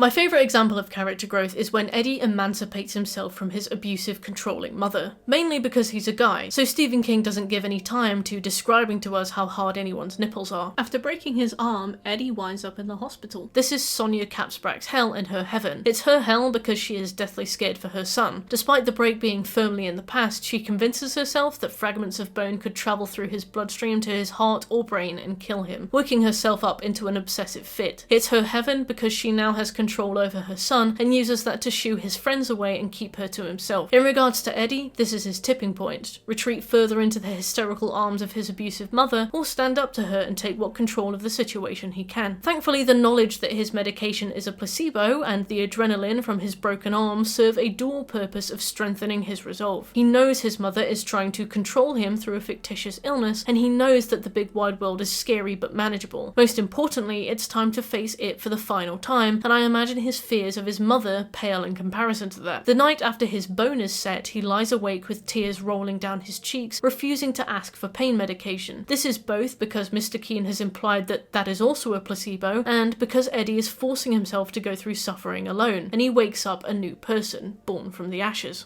King does really well in demonstrating to us the thought process of Sonia Capsbrack when she visits her son again. He writes about a woman who is so desperate to keep her son safe that she treats him like an animal to be kept on a leash, becoming a twisted facade of motherhood in the process. "I did this for you, Eddie," her internal monologue insists. Parents know better than children. Thinking of Eddie in any way as an adult always caused a panicky little bird to flutter inside. His independence is an affront to her authority. When Eddie challenges Sonia on the way she treats him, lying about his illnesses and treating him with false medications, Sonia comments, "Usually when she cried, Eddie cried too. A low weapon, some might say, but were there really any low weapons when it came to protecting her son? Perhaps he would begin to gasp and wheeze a bit. It was always a sign that the fight was over and that she had won." Eddie comments that her eyes are almost predatory, like the eyes of a leper, and through the newfound clarity of his pain and understanding, Eddie begins to verbally unthread all of Sonia's lies. He tells her that it looks like she's making herself cry, to which she insists that he has hurt her so much, another tactic intended to stifle his ability to fend for himself emotionally by making him responsible for her feelings. When he tells her that he knows his medication is a placebo, Sonia claps her hands over her ears and insists that she doesn't want to hear any more. Her internal dialogue persists that she knew he had asthma, it didn't matter what the doctors said, a mother's love makes it medicine. Sonia, in her grandstand of self-awareness, considers asking Eddie why he could be so calculated and manipulative, demonstrating the brilliant hypocrisy of abusers. It's only when Eddie basically says, "Look, I'll keep taking my asthma medication if you back off, let my friends come back and leave me alone," that Sonia, now on the back foot of this power dynamic, graspingly agrees. They embrace, but both of them are aware that their power dynamic has forever changed. Yes, this is a distilled example of how one might combat an abuser. You could argue that no abuser would ever truly relent control over their child, but in the grand scheme of good versus evil storytelling, I found this scene so satisfying. Seeing Sonia's point of view for the first time is almost serendipitous. It shows us the same amount of anxious internal monologue we get when we see Eddie's point of view, demonstrating subtly the root of Eddie's anxiety. Her logic and reasoning is legit, although obviously founded on a base of abusive control and desperate grasping fear, and therefore deeply evil in its application. Any parent wants their child to be safe. Sonia's behaviour is irredeemable. When we compare this scene to Beverley's emancipation, I find it a horrible shame. King writes an incredibly satisfying scene here. It is a deeply satisfying crescendo to Eddie's arc, his loss of innocence and his transition into adulthood. He can tackle his mother, so by comparison, Pennywise is a doozy. Yet when we see Beverley, we see a character who King can barely stop drooling over to write competently. Beverley's emancipation scene is full of great tits and straining nipples and heaving breasts, the only consequence being her immediate readiness to flirt with a 7-Eleven cashier for 40 cents and refer to herself as a hooker. Seeing two characters break the chains of their abuse and take back control should not be so starkly different in quality, but it is, and it really sucks. When you write something as eldritch Lovecraftian as Pennywise, it's difficult to write a satisfactory conclusion. Lovecraft doesn't always see the big bad entity dead. Rather, the big bad entity is something witnessed alongside a story that curves elsewhere, like driving past a mountain on your way to a destination. It's grand and huge, but it's ungovernable. You couldn't kill it if you tried, and a mountain can't die in any way we understand, so just move on. King, however, loves a good versus evil victory, and triumph is a must-have for many of his endings. This means that often his solutions rely on forces we cannot see, and in this case the thing that kills Pennywise is the power of faith, belief, and friendship. Now, this isn't a concept I would necessarily shit on. Interstellar has this great bit about how love is a force we don't truly understand. It posits the idea that grieving someone after they die is evolutionarily redundant, so why does it happen? Maybe for no reason at all, and maybe it's because there's something that we cannot measure or quantify that holds us together in dimensions we've not yet understood. It's really comforting, honestly. I like the message of that film. I'm not spoiling much when I say I love it as a solution in Interstellar, and it makes me cry. King tries a similar approach to his solutions. We see evidence of the power of friendship and love across all segments of the book. When trapped in the warping walls of Neibolt Street House, Stan makes a joke. I must be a man, because mice don't shit their pants, and everyone laughs, and to be fair, I don't normally laugh at books, but that really got me. Ben comments that he felt the claustrophobic walls pull away from them in that moment, repelled. In the end, it's nigh impossible to put into words the gravitas of an elder god, and it's especially difficult when we reach page 1034 and our first chapter from the perspective of It begins. By this point, we have received far too much insight into the powers and thought process of It to be experiencing much horror anymore, but trying to boil down the thought process into Americanized euphemisms and dry humor is the nail in this coffin. It's here that Pennywise lays out its entire life history: birth, crashing on Earth, the decision to start eating people, and imagine getting a point of view monologue from Cthulhu telling you what its parents were called and what its favourite food is. We are 30 pages from the end, and King could not resist giving us far too much information. Moreover, the reveal occurs that Pennywise is no it, it's a she. Pennywise's abdomen is bloated with eggs, and again we knock it down another peg of fear. Giving an eternal celestial being a sex, like a quantifiable sex, is an odd choice, especially considering there's no he-it around to make babies with. Instead, this serves as another way whereby Pennywise's physical form and associated horror is reduced within the narrative, and we know none of the dropped eggs pan out as anything. There's no it too, so it's inconsequential. Yes, we're told that the spider is merely the only form our human brains can comprehend, and to see it for what it is would be to go insane, but it's beyond it at this point.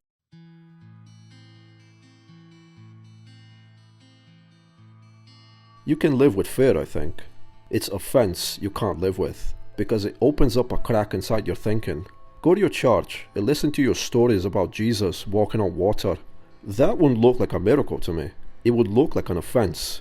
Stephen King frames many scenes through the weather, both to set a scene and to serve as an omen for impending scenes. Rain, fog, and wind are most associated with Pennywise and his comings and goings specifically. Fog appears in moments of great uncertainty and when it is most dangerous. Rain, when the Losers Club are being observed without their knowing, and wind gusts against them when they are approaching danger, like Ben in the aforementioned frozen canal. It's foggy the morning Bill gets his memories back. We also see fog in instances when the Losers Club are literally in the clutches of Pennywise, as though Pennywise summons the fog to make their escape that little bit more difficult. Stan's run-in with it in the standpipe sees him escaping into a wall of mist. Eddie Corcoran is grabbed by it as it takes the form of the creature of the Black Lagoon. When Mike visits the scene of the crime the next day, he is stalked by it. Mike describes a scene saturated with fog. Mike walked towards the canal, impelled by nothing but the purest whim. He did not remember what his dreams had been like. Smell in the fog he didn't like. A sea smell, salty and old. The smell this morning seemed thicker, more vital, almost dangerous. When Henry Bowers is asleep in Juniper Hill, we learn that he has a Donald Duck nightlight he guards with his life. While obviously included to add some levity to his nasty portrayal, Henry comments that Donald is his protection, saying the visions come like mist through the bars. Obviously, fog conveys a sense of disorientation,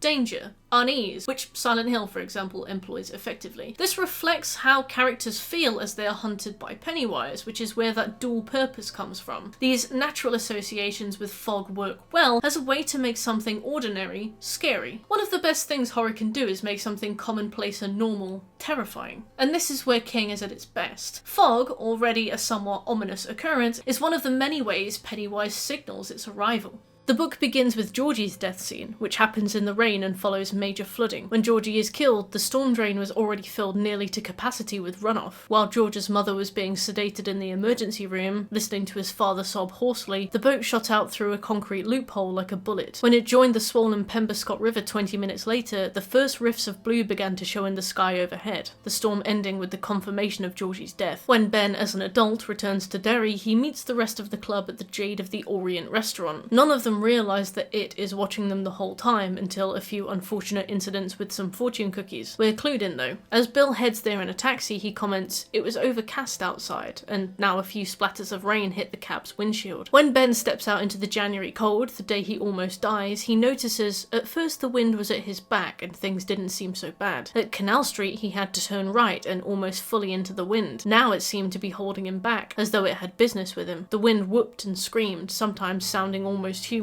In the final few childhood days before facing off against it for the last time, Bill notes that it's threatening showers, a phrase that has dual meaning for us. People went about their errands quickly and uneasily, with one eye always on the sky. When Mike visits his father in the hospital, he could hear the winds blowing outside, snuffling up against the side of the building, implying that it accompanies them here to enjoy the immense suffering, that the wind is waiting outside for Mike to return, and that perhaps it is waiting for the watchful eye of his father to leave this mortal realm so that he can claim Mike when he is vulnerable. Thunderstorms are reserved for stress and anguish, such as the thunderstorm that strikes when Ben is flying back to Derry. He observes, "Thunderstorms all along the route tonight. The air is very rough. The clouds look like large transparent brains full of bad thoughts." But this is also used metaphorically in the thunderclouds on Mike's father's brow. Wind, water and fog become tools of terror. They're ways for you to never be sure if it's just a normal day where the clouds are hanging a bit low, or if a primordial being that feasts on your fear is close at hand. It's a strong, effective technique and repurposing of the use of pathetic fallacy. This all wraps up together before the final fight with Pennywise in 1985, when Derry town, as we know it, is destroyed by what the locals assume to be an earthquake. Thunder boomed, closer now. Eddie saw the storm clouds moving in from the west. "There wasn't any rain forecast this morning," says Ben. "Never saw a storm come on so fast." The wind gusted again, making the leaves on the tree and bushes whisper together. Lightning strikes the steeple of the local church, causing it to fall into the river with a crash. At this moment, thunder explodes not above them, but around them, highlighting their place within the eye of a storm the likes of which they cannot even begin to understand. There's a medium-sized city in Texas where the violent crime rate is far below what you'd expect for a city of its size. The extraordinary placidity of the people who live there has been traced to something in the water.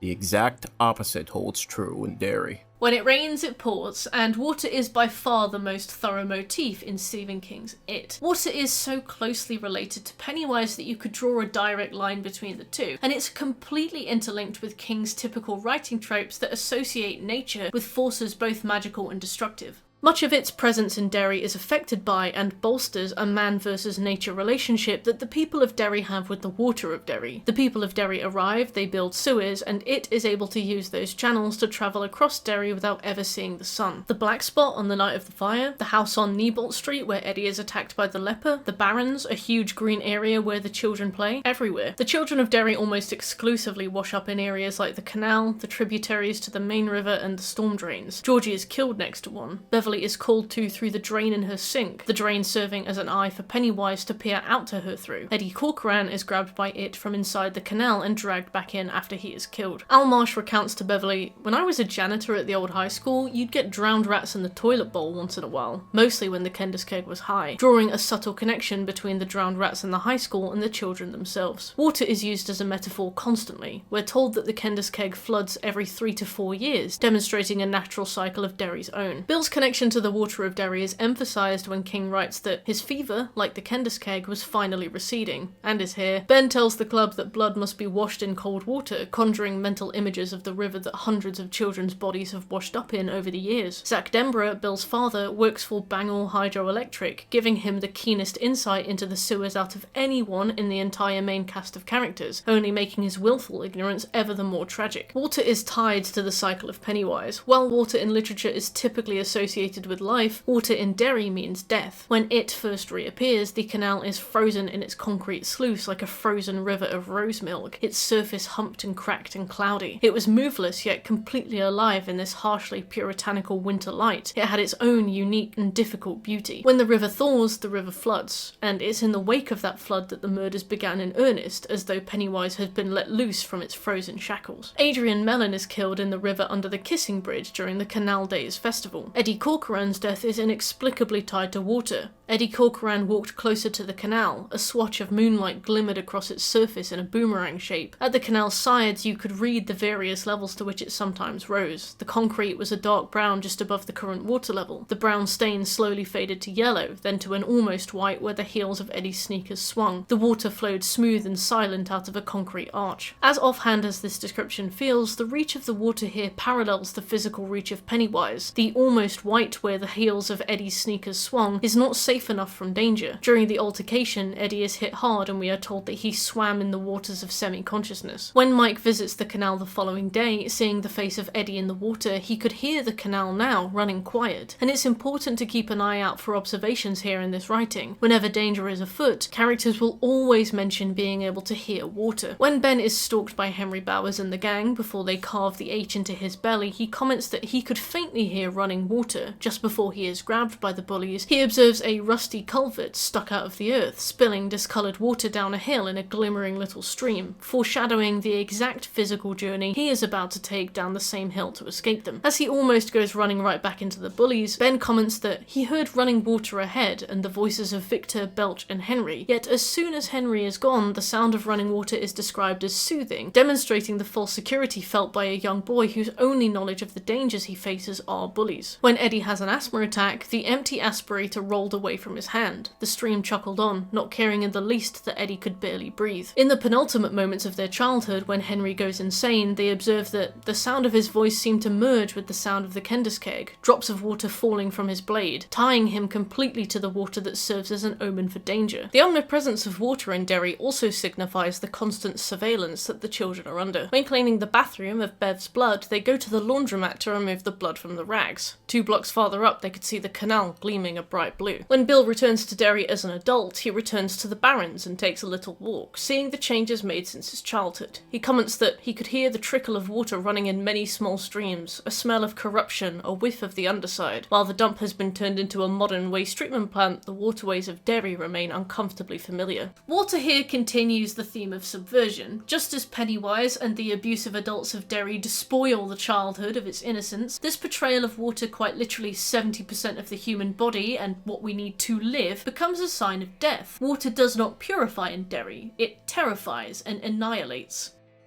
Derry was cold, Derry was hard, Derry didn't give much of a shit if any of them lived or died, and certainly not if they triumphed over Pennywise the clown. Derry folk had lived with Pennywise in all his guises for a long time, and maybe in some way, they had even come to understand him, to like him, need him, love him. The association with water and its physical presence is almost as loud as the association with it and the natural cycle it is a part of. Bill, as an adult, concedes that Pennywise is a natural living being, but insists that that doesn't mean it needs to be condoned. Regardless of it being a living creature, part of the ecosystem, he will kill it and end the cycle. Its presence is marked by the randy green smell of stuff growing out of control and a fetid smell that rose from the earth. King places a heavy emphasis on Pennywise being just as corporeal as it is magical, insisting that the two are not mutually exclusive. Pennywise is, at the most basic possible level, a predator that preys specifically on humans and lives off them and their creations like a parasite. One such creation is the sewer. The sewer is one of man's ways of taming nature. Irrigation is the use of water and gravity to move human waste back out to nature, causing pollution. As the township of Derry grows, sinking its sewers into the ground beneath it like roots, it uses this to feed on them in return, a back and forth cycle of dirt and waste and darkness and death. The sewer, being Pennywise's domain, continues the subversion of water as a force for good. The sewer is filled with water, but also waste, which is perfect for its domain. Pennywise uses the drain to harass Beverley in her home. As she leans over it, she recounts that unpleasant smell seems stronger. It made her think of the bamboo patch in the Barrens and the dump beyond it. Slow, bitter smokes and black mud. Sewers are obviously gross, but King emphasises a certain kind of grossness when he makes note of their presence in a scene. One such sewer entrance gave off a whiff of sour smell that was both dank and shitty and drew back with a wince. It was a sewer. It gave him a funny sort of chill. When Ben locates another in the Barrens, he observes a scene that feels inherently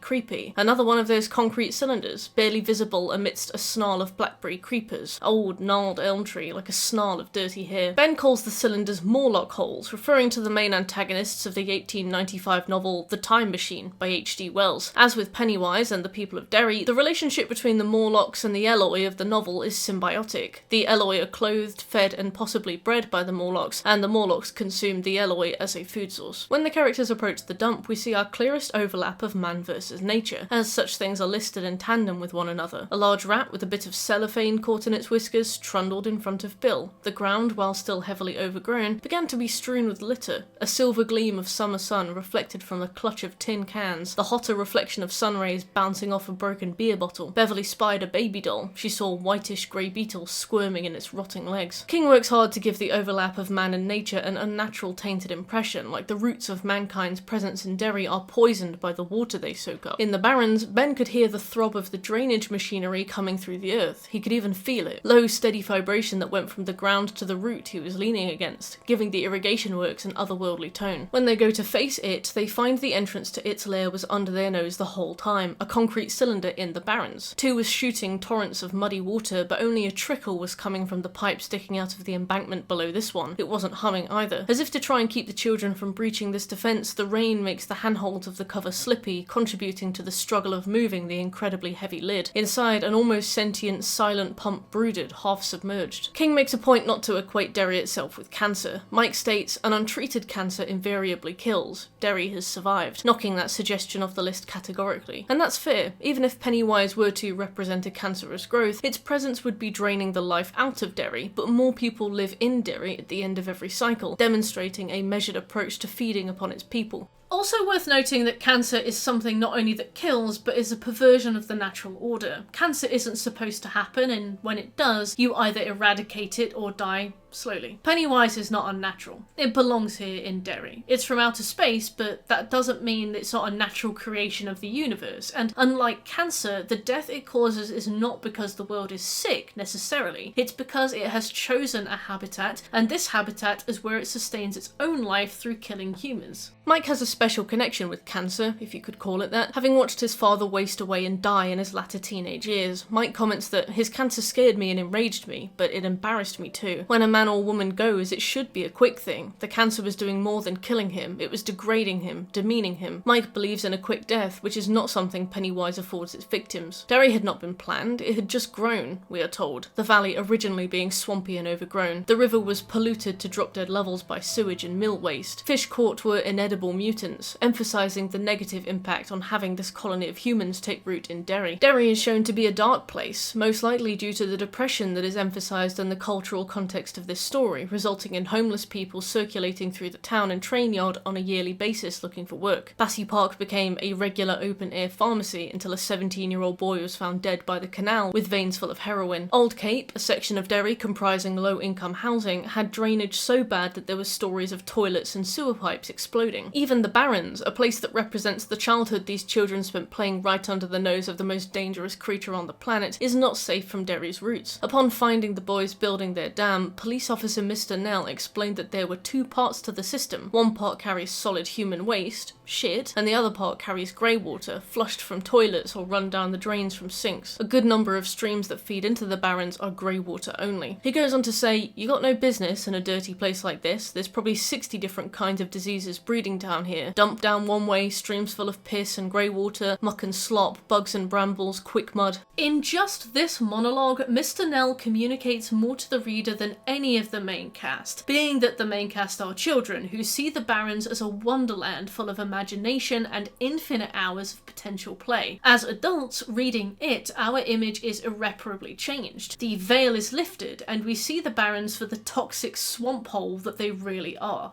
Later in the story, Ben and Mike laughed together. Their laughter echoed through the green and jungly ravine that was the misnamed Barrens. It was a young sound, penetrating, lively, vital, unsophisticated and free. Almost every living thing within range of the sound reacted to it in some way, which the thing which tumbled out of the wide concrete drain was not living, the body of 9-year-old Jimmy Cullum.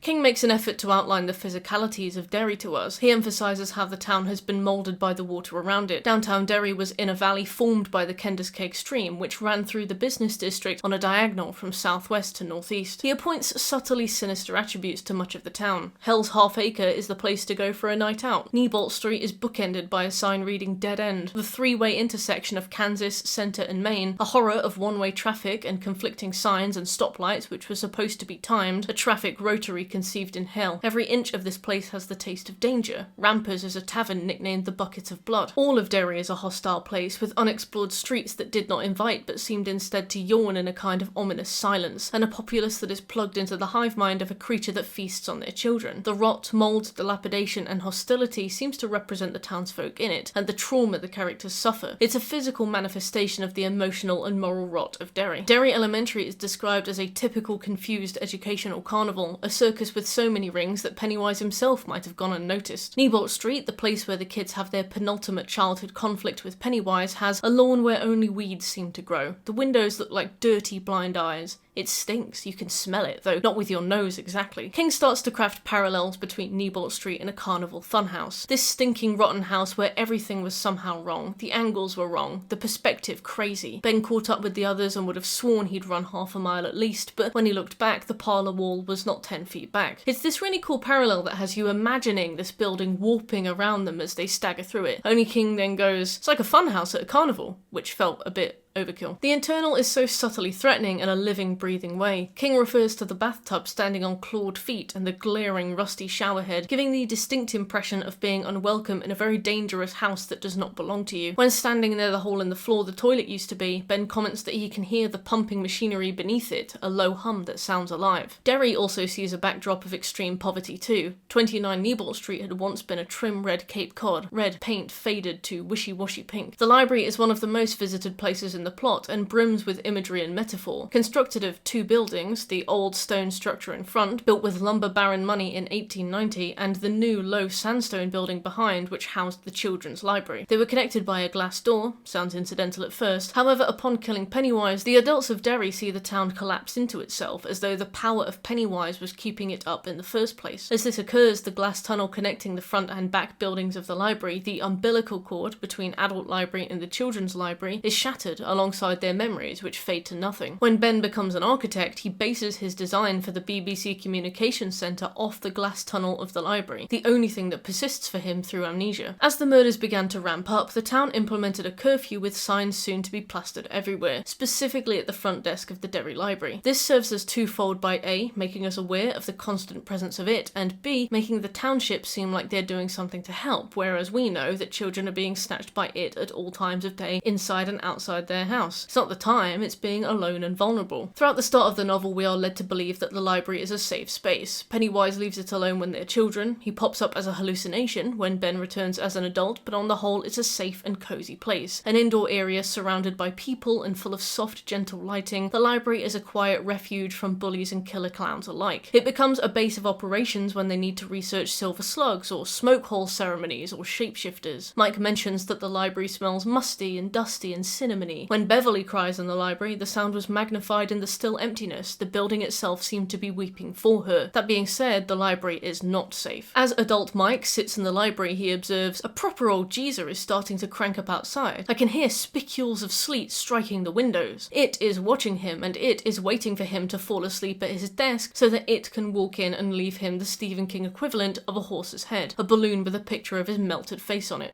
My favourite place in Derry is the Standpipe. Even the cabbie Bill Denbrough meets on his journey through Derry mentions it. The Standpipe in Memorial Park. When we were kids, we used to think that place was haunted. I've mentioned a few times that Stan is attacked in the standpipe, but I waited until this late in the video to describe it to you, so you'll recognise the things we've discussed before as I describe it. Stan gets attacked in the standpipe, and we learn much about it when he sits down to explain the happenings to his friends. Some kids have been murdered in there, we learn, a fact that implies an active intent to murder. It was when a woman lost her baby in the standpipe that the place was closed up for good. Once upon a time, the standpipe supplied all of Derry's water. It held a spectacular view of the town and the surrounding countryside. It had been a popular place, except one night the door leading to the platform over the water had been left unlocked. A couple of kids went up on a dare. They had fallen over the edge with nothing to hold onto. They paddled around in there, yelling for help all night long, going under, coming up spluttering. Stan's encounter happened on a rainy April evening under a backdrop of hanging mist. He observed a smell of new growth in the air. The moisture in the air made the pages of his book turn up at the corners. The standpipe looked phantom-like in the mist, seeming to float. The standpipe feels like a huge honey trap, except catching humans instead of flies. Humans need water, so they make this cauldron of it, surround it with a beautiful park, and turn it into a place to congregate. This becomes a watering hole that Pennywise uses as a feeding ground, picking off the weak and isolated.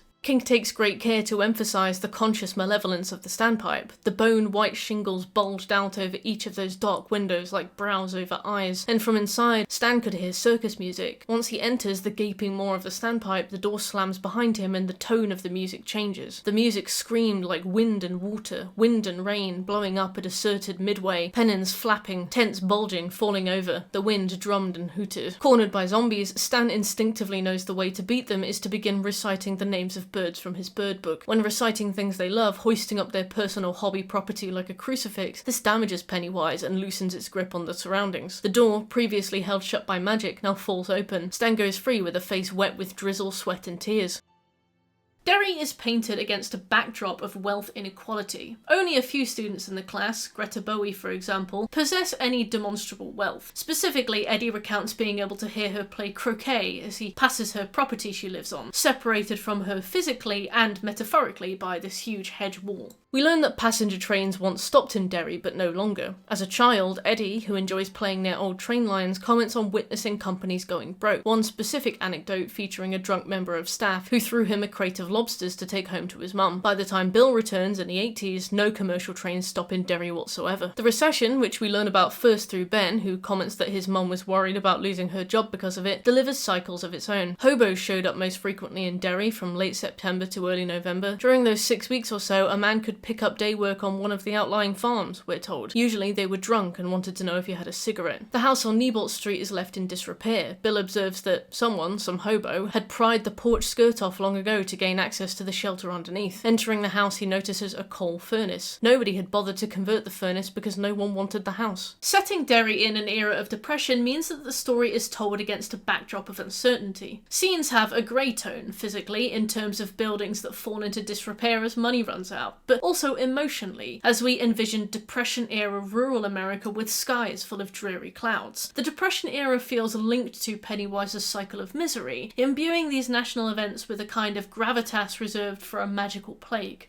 Arguably, there are no good people left in Derry because the good people leave. Mike mentions a mass exodus of families at the beginning of every cycle. Bill references them later too, but from a perspective that sheds more light on the situation. Kids were at church camp, kids at scout camp, kids at rich kid camps, where you could learn to swim and play golf, kids whose parents had simply taken them away. Bill suspected there were more parents frightened by the boogeyman. This subtly highlights a huge gap in wealth between the children of Derry, people who could afford to escape and people who had to stay in the town. We learn about this from Mike too, as he explores the histories of the local lumber barons. Businesses slacked in the 20s without the Great War and staggered to a stop during the Depression. The lumber barons put their money in those New York or Boston banks that had survived the crash and left Derry's economy to live or die on its own. They retreated to their gracious houses on West Broadway and sent their children to private schools, highlighting the way the people of Derry are abandoned, left as ritual sacrifices for a god they don't dare breathe a word about.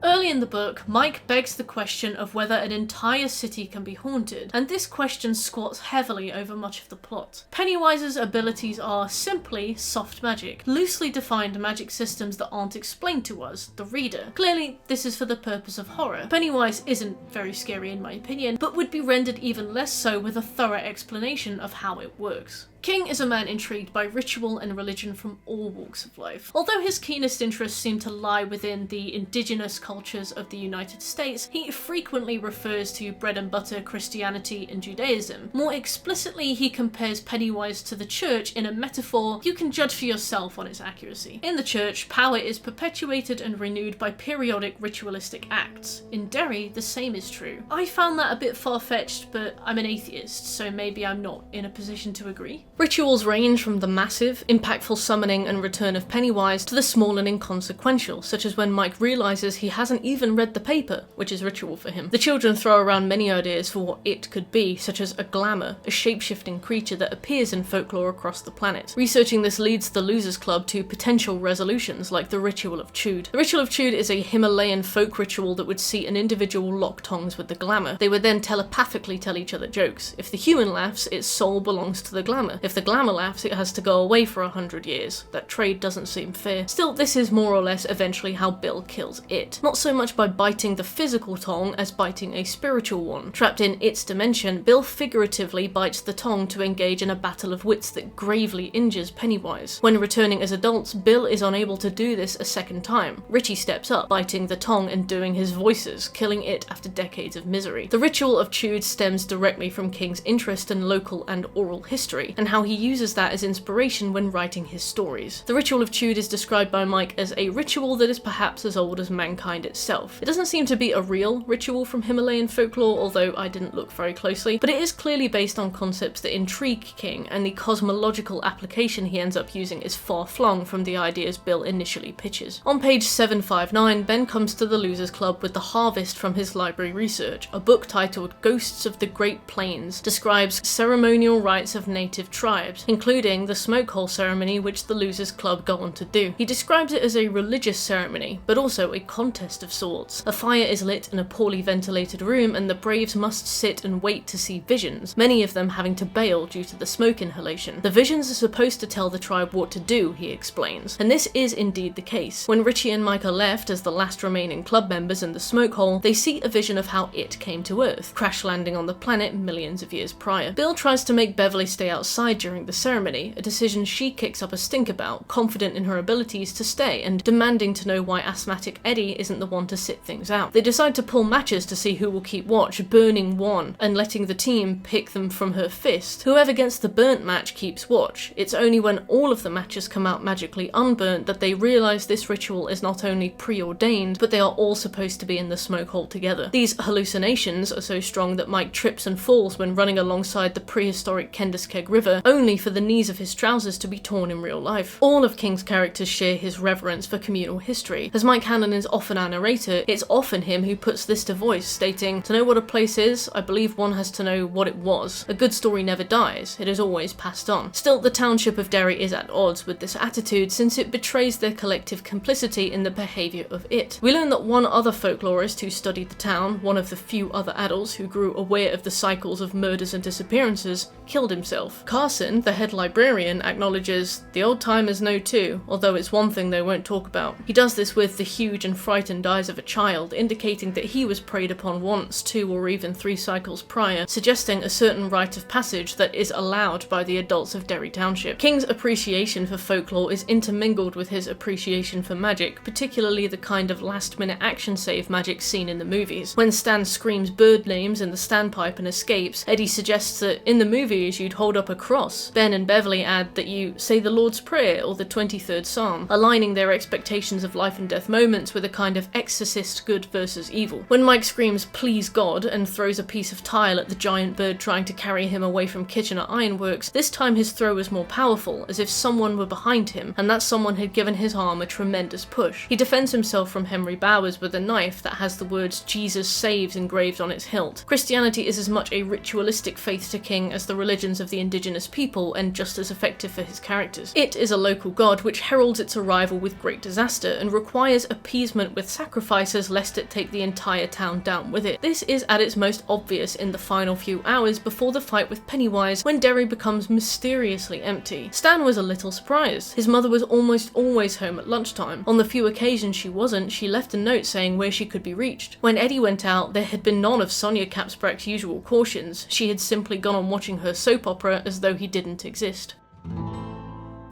I believe instinct's the iron skeleton under all our ideas and free will.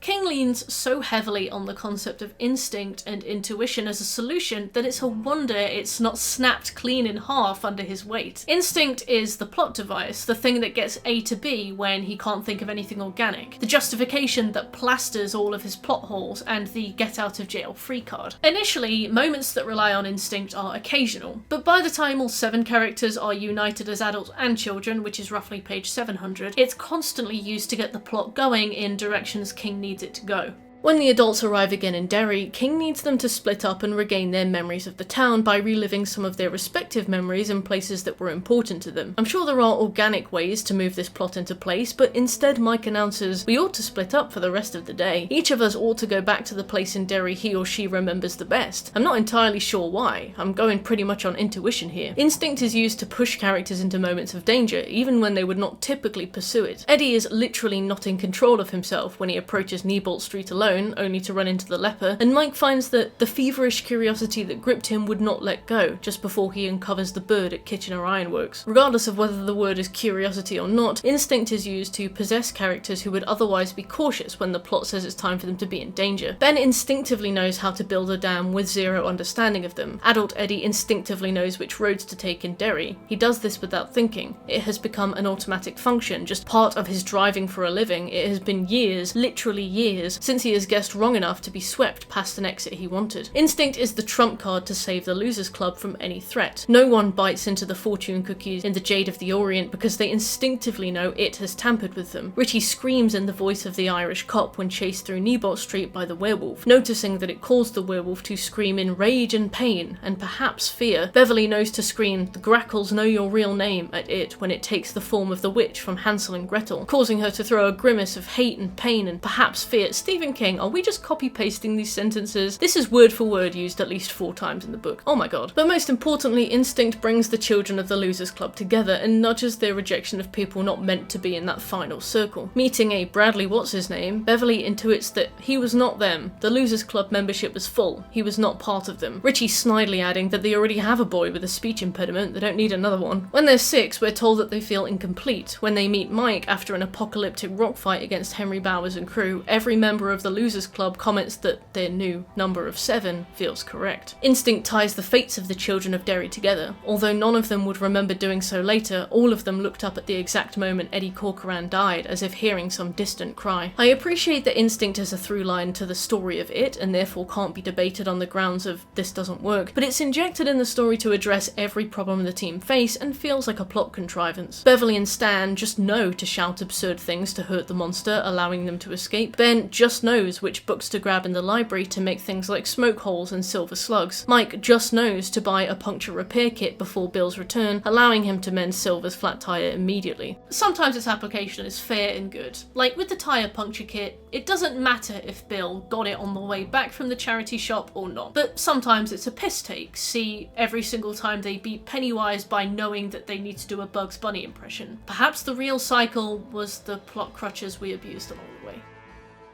Another major theme of the novel is silver. Silver represents the faith of childhood, the belief in things like vampires and werewolves and ghosts, and the implements and rituals that kill them. If you don't believe in werewolves, you certainly don't believe that werewolves are killed by silver bullets, for example, and silver bullets are just the ticket the Losers Club needs. Ben Hanscom has 4 silver dollars as a child, gifted to him by his dad who died when he was young. 3 of these dollars he gifts his friends' children before leaving for Derry on one final journey, but he melted the first dollar into a silver slug as a child, a silver slug that was placed in the pouch of Bill's bullseye slingshot and cracked directly into the face of the werewolf of Newbolt Street, winning the Losers Club a very minor battle. Beverley is the best shot of the group and therefore is chosen to use the bullseye against it when they face it in Newbolt. When shooting the leeches that swarmed Patrick Hochstetter, she would later tell the losers she knew she had missed, but then she saw the ball-bearing curve. It struck the flying thing and splattered it to mush. When facing it in Newbolt, Beverley whiffs the first shot but goes to take the second and finds she felt the hunter's simple lust of certainty. The hysterical trembling grip in which she was holding the bullseye loosened, then firmed and became natural. Then she puts a fucking hole in its face and the crowd goes wild. Its scream, a quote, human scream of surprise, pain, and maybe fear, is the final nail in the coffin. The second nail is when the boys begin to chant for her to kill it, despite knowing there's no third slug in the pouch. They're screaming so loud, so hype, that it flees for its life. The silver slugs worked because the team believed they would.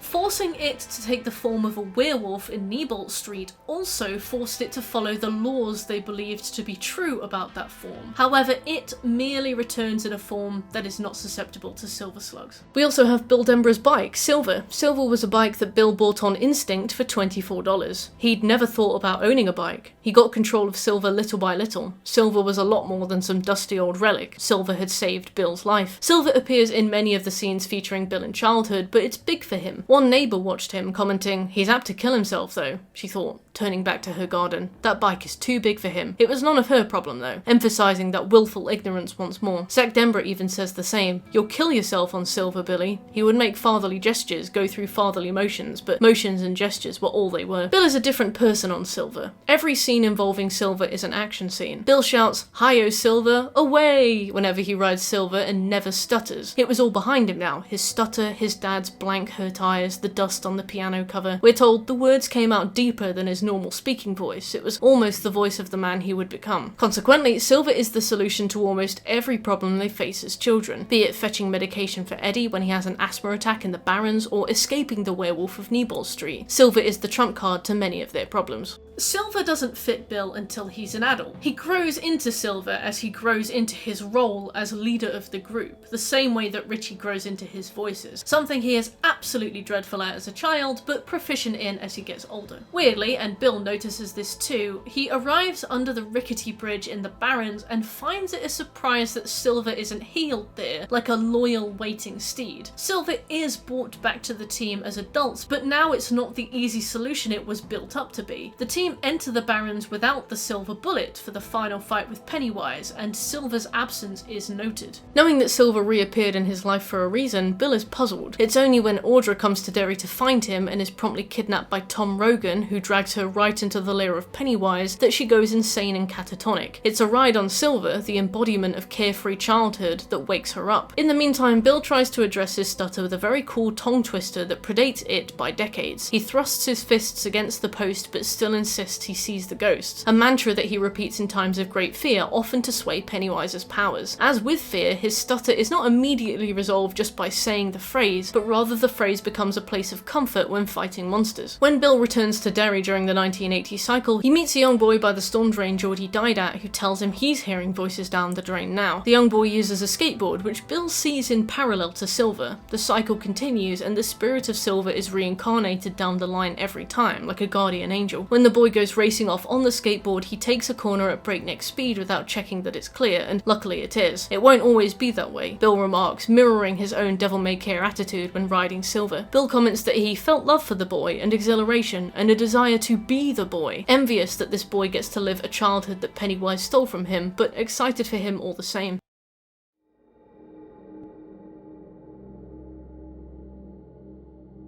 I think one of the key successes to King's writing is his aptitude for writing stories that are easy to read, not only in terms of his prose, which is conversational, but also in his ability to snap your mind right into frame through the use of recognisable iconography and simple imagery. His writing style is dry-humoured, one step away from Marvel humour in some cases, this "he's behind me, isn't he" trope focusing on injecting levity into as many scenes as possible, or to make the starkly serious scenes that much more starkly serious. This trope is double-edged. A lot of his scenes can often seem immature, like they've been written by a teenage boy who's keen to demonstrate his own edginess. When adult Ben Hanscom receives the call from Mike telling him to return to Derry, he goes to the local bar and has the bartender fill an entire stein with throat fire whiskey. He then downs it, pausing periodically to squeeze lemon juice into his eyes and up his nose to dull the effects of the alcohol. It's a very 12-year-old boy's idea of a man coolly drinking far too much alcohol without getting drunk or hungover, because it's cool. Events occur around the natural milestones one might associate with the time frame. Stuff doesn't happen on day, month, year, it happens 3 weeks after the baseball game, when Belch hit a home run that would have cleared the Yankee Stadium. It happens in the summer after Georgie died. It happens 3 days after Beverley saw what happened to Patrick at the dump. Dialogue is crammed full of phonetically written accents and colloquialisms that aid in creating characters that are visually different on the page. Bill's stutter will stretch a sentence out over multiple paragraphs in times of stress. Will Hanlon will spatter a page with so many N-words that you think you've joined an Overwatch lobby. Stan keeps his lines short and sweet. Sometimes this has the unfortunate side effect of playing up stereotypes to levels of cringe previously uncharted, such as the waitress from the Jade of the Orient restaurant King describes as Oriental, who speaks in demure broken English with this very affectatious, intentionally played up Asian wisdom, and I'm using heavy quotation marks here, I insist, saying things like, "You are bound in friendship," when Bill and Richie walk in, or when Beverley hears a doorbell and says it sounds like a Chinese name because it goes ching chong. In other cases it adds a bit of flavour that ensures characters remain memorable. The exposition of King's that really works is the way he sets a scene through imagery that is easy to project within your own imagination. It's easy to visualise adult Ben's location when we're told that we would have to drive west out of Omaha on Interstate 80, take the Sweet Home exit, and then Highway 81 to downtown Sweet Home, turn off at Highway 92 at Bucky's Hi-Hat Eat-em-Up, chicken fried steak our speciality, a clean-cut barbershop, propped in the window a yellowing hand-lettered sign, fully 15 years old. I love the way he describes this inconsequential location, a place we will never visit again, because it's not so basic as to lay out the rough topography of Ben's town. You can visualise yourself behind the wheel, the signs flash up in your mind. In my own mental image I could see the sign for the barbershop and its little barber pole flashing under the night sky as I took a sleepy drive through Hemmingford. Eddie's sections are written anxiously, lots of interjections from his terrified inner voice, sometimes more obviously than not his mother's voice, with comments like, he could feel many others as bad or even worse, crowding and jostling like sale-mad shoppers bottlenecked in, creating a sense of written claustrophobia, an uncomfortable read. King makes excellent use of recognisable smells. As Georgie sifts through the cellar for paraffin, he notices bottles of Vicks, boot polish, Windex, all things you can literally smell right now as I say them aloud. King's writing focuses on creating an experience that's sensory, blanketed in the veil of nostalgia, the memories of searching through your own cellar or garage and smelling those recognisable smells. Ben walks home in the cold, imagining himself sitting in his chair in the living room, freshly tubbed, wearing his fuzzy red bathrobe, watching Daffy Duck cartoons on the Mighty 90 and drinking milk through a strawberry flavour straw, and every bit of that felt like childhood to me. While our individual childhoods were always different, especially between generations, King draws upon this shared feeling of nostalgia. I wasn't born in the 50s, surprise surprise, but as Mike, dressed in cords, a t-shirt and black high-top keds, came downstairs, ate a bowl of Wheaties, he didn't really like Wheaties, but he had wanted the free prize in the box, a Captain Midnight Magic decoder ring, King spoke to experiences I'm familiar with regardless. I also appreciated the way King situated you in a respective culture. Bill begins the book living in the UK. As an English person, I loved the way that King injected this segment with caricaturish levels of completely accurate English culture, going to the Hare and Hound pub, staying together in a poorly insulated cottage, drinking Glenfiddich whiskey, talking about BBC and football on the telly, stating how British news is boring. These sections made me grin, like he'd taken the stereotypes and presented them back to me in a way that I felt was wonderfully charming. Still, this doesn't always pan out. King loves to make reference to popular media, but this often falls short as a passing, vapid reference. Similar to Ready Player One, a comparison I understand is an insult, but is unfortunately spot on in some cases. At around page 900, you can tell that King probably took a pause in his feverish writing spree to read The Haunting of Hill House, a sad and tragic and beautiful tale about family trauma, and one of my favourite television shows ever. Now, pause and skip ahead to the next subchapter if you don't want this book spoiled for you, because the book has a different ending to the TV show.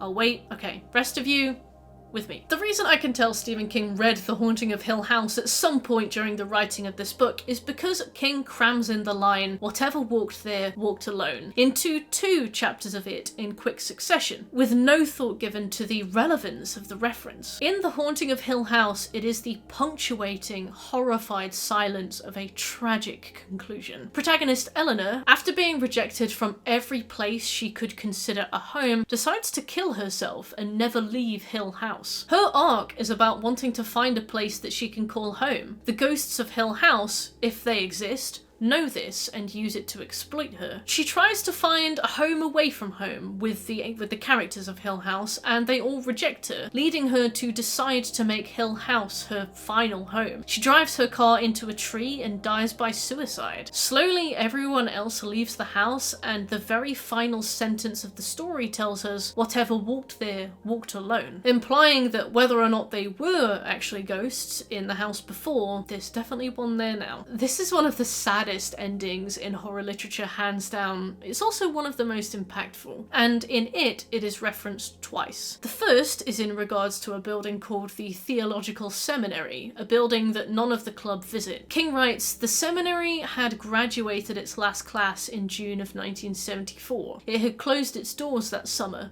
and whatever walked in it walked alone," which is a bizarre reference to make. In the second reference, about 50 pages later, Bill notices the Derry Community House, a house that none of the Losers Club ever visit, and says, "Whatever walked in the community house walked alone," which is kind of tasteless considering this line references a tragic suicide. King makes a point to note that Bill stifled a wild cackle here, as though he'd made some hilarious joke, and as the author avatar, humour was the intention, but I was just baffled by the audacity. The reference is worn like a "look at what I read" badge of pride, without giving a moment of passing consideration to an ending that will have you throwing that book across the room and collapsing on your pillow in a pile of heaving sobs. I can't help feel like an editor would have said, "Hey, if you're gonna reference this book in a way that some might consider blasphemy, maybe you shouldn't do it twice." King struggles to trust his readers with subtext. Eddie stuffed the aspirator in his mouth and, like a man miming suicide, pulled the trigger. Would have been far subtler but still equally understandable without the insistence on spelling out the metaphor alongside describing the act itself. King can't help himself either because he uses this metaphor twice in probably 100 pages, referring to Ben and his Pez dispenser. He liked most of all to shoot them into his mouth one by one, like a kid committing suicide by sugar, adding that little sugar note at the end there because Ben is fat and we must remember that at all times. When Henry Bowers chases Ben with his knife gripped between his teeth, he shouts, "I'm gonna kill you, it's," around the knife, and King writes, Ben didn't need a UN translator to tell him Henry was saying, "I'm going to kill you, tits." On page 904, there's a moment where Mike explains, "The support of the library is an act of inherited expiation. They raped the woods and now care for the books." Look, I don't normally feel like the word rape is appropriate. There are often better words that are less primed to inspire flashbacks in a large proportion of the population, but also the sparing use of the word means that it jumps at you when you hear it. When I hear that these people raped the woods, it conjures a horrific, emotive image. Once in a while, it is a very fitting descriptor, and as I figuratively rocked back on my heels and thought,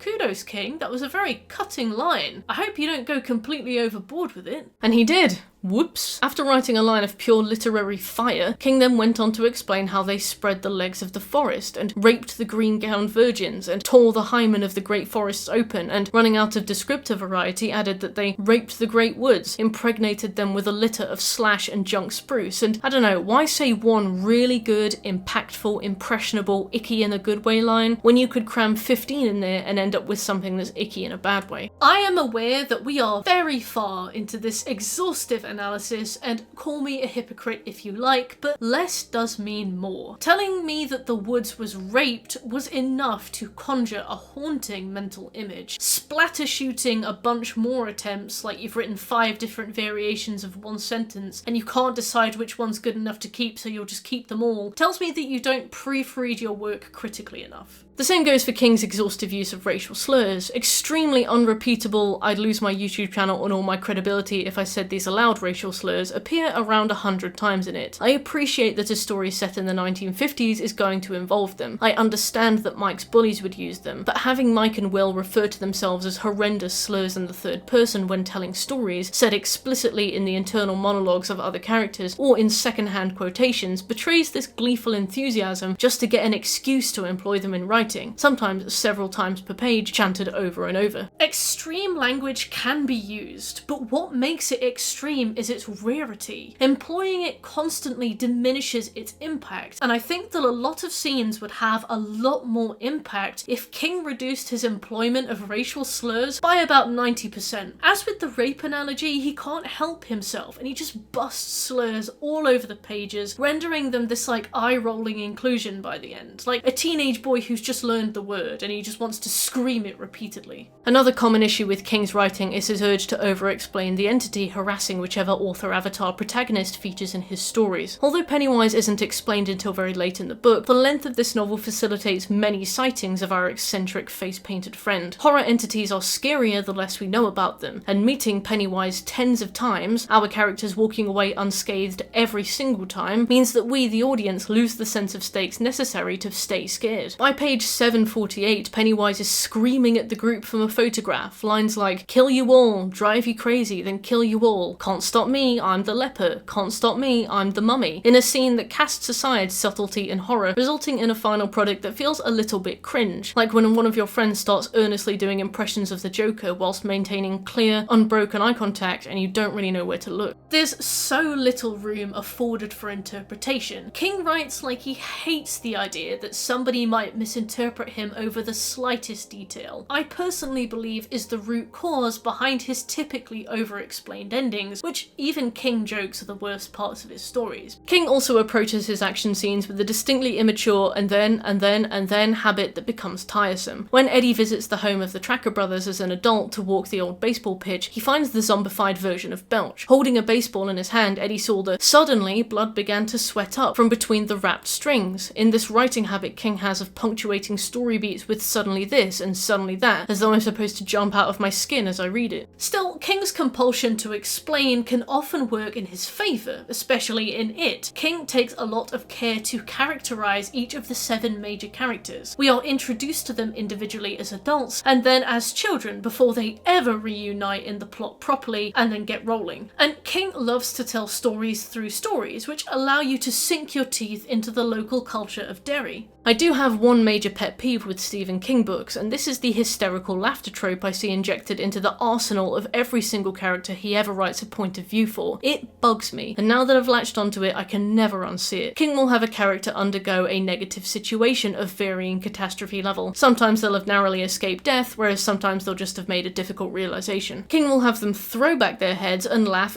until tears are rolling down their faces. This is often done in public, often outdoors, and it just annoys me. I know that adrenaline can cause things like this, but it happens so much and it's a symptom of tonally awkward levity writing. Beverley does it when she narrowly escapes being murdered by Tom. Bill does it when he gets an F on his university assignment, and again when he drops out. Richie does it when he takes a break while driving to Derry. Beverley does it on the plane back to Derry, next to a very confused plane neighbour who naturally also wants to fuck her. I could go on. These examples are all from the first 500 pages or so, and it's because I stopped writing them down after a while. I also didn't count instances where they did it as children, because they're a bit more giggly, or when they did it after something genuinely funny happened. So this is barely scratching the surface of the number of times these characters start scream laughing so hard that it makes me cringe and have to go for a little walk around the garden before I can carry on reading. The first 500 pages of the book are the strongest, since you start to care about the Losers Club. You feel like you know them all well before the danger begins to build momentum, which is a difficult feat to pull off in horror when the characters themselves are often afterthoughts. The second 500 pages are the weakest aspects of the book in some ways and the strongest ways in others. Now, this whole video has been my opinion, but I emphasize it here because I want to highlight how subjective what I'm about to say is. So I judge whether or not a passage is adding anything if I have anything to annotate when I'm reading it. The first 500 pages of it, I was making annotations galore, filling the pages with scribbles and underlines and notes and circles. I'll circle concepts the first few times they show up, especially if they are presented in interesting ways, but after a few examples I stop highlighting them, and the message becomes very clear. After roughly page 700, I had little to note. King was narrating flashbacks or scenes that contributed zero, either in building on previous concepts or in contributing new ones. Many scenes feature characters reciting to other characters what had happened to them in previous scenes. A character will be attacked by it, and then they will go and explain to the other characters what happened, and we will see their reactions. This gets exponentially worse when all 7 of the Losers Club are united for the first time as children. Each new addition gets filled in on the existing history of the club, culminating in the final entry, Mike, getting 2 full scenes of explanation delivered without abbreviation. The stories are more or less told in full. This is a waste of time and could have been trimmed down with nothing lost to the story, characters, or existing world building. One particular drawback of the story being told in alternating timeframes is the fact that we meet all of the Losers Club as adults, so we know that they survive every altercation they're in as children. Now, this isn't necessarily a deal breaker. Beverley's thing with the bathroom sink, Ben's dance with death as the almost first victim, Stan's water-laden run-in with it in the Derry standpipes, they all serve multiple purposes. They're all early on enough that they provide insight into the characters which flesh them out for us as readers. They are often heavily laden with symbolism, Beverley's period, the honey trap standpipe, the evil architecture of Derry, etc., and they are new ways we see Pennywise stalk these children. That being said, these scenes persevere well beyond the 600-page mark. There's one scene with Richie Tozier, a flashback story he tells as an adult, that occurred very early on in the 1950s cycle, where he is attacked by a large lumberjack statue. This scene is an action scene, it's physical, it's Richie running away from a statue, and it's long. By this point, the threat of Pennywise has been established enough that this scene adds nothing of value, and the plot armor of these children has been established enough that we know nothing is at stake. Yes, not every scene in a book needs to be actively contributing value to a story for it to be included, but pages 500 to 1000 are full of moments that drag out the pacing of it terribly. Especially when we get to that scene of Eddie telling his mom off in hospital, a perfect crescendo of his character arc as he shakes off the shackles of her medical abuse and sets the record straight, buried behind 100 pages of Mike being filled in on events thus far. Patrick Hochstetter's death? Magnificent. Also completely buried. You could easily cut 200 pages from this story and lose nothing. You could maybe cut 400 pages from it and see a better paced story overall. I loved these characters by the end of the story. I cried when Eddie died.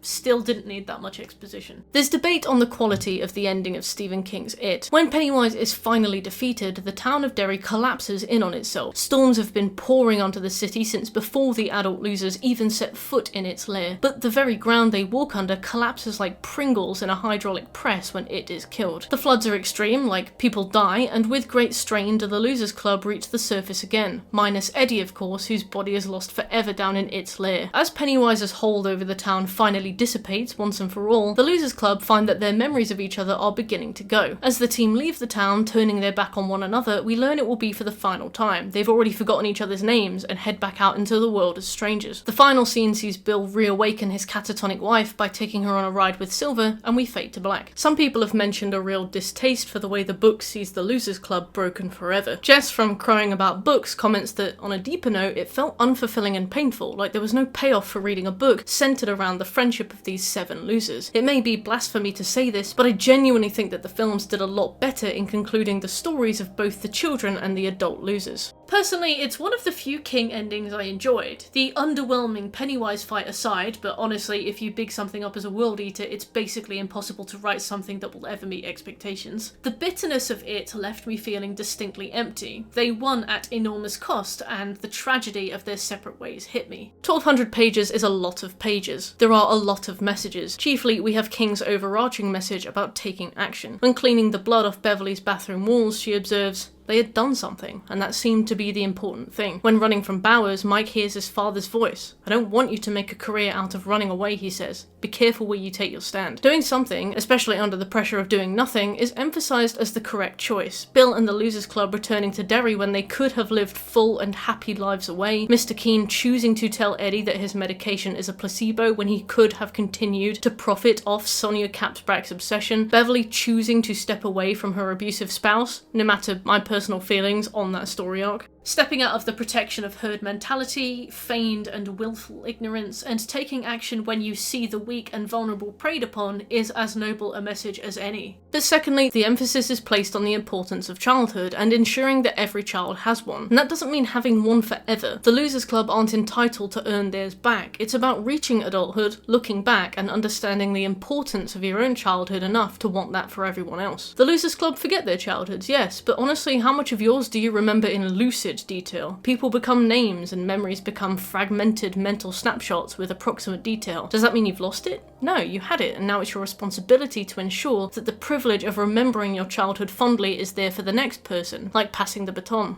Overall, I have a complicated relationship with this book. No one with this much to say on a book has a straightforward relationship with it. There's a lot that Stephen King does masterfully, and there's a lot I wish he'd never even tried in the first place. Ultimately, I hope you enjoyed the video regardless. Feel free to drop your own thoughts on it in the comments. Like the video and share it if you think it's something others would enjoy, and most importantly, subscribe for more. Thank you very much for watching, and thank you Brilliant for sponsoring today's video. I'll see you in the next one.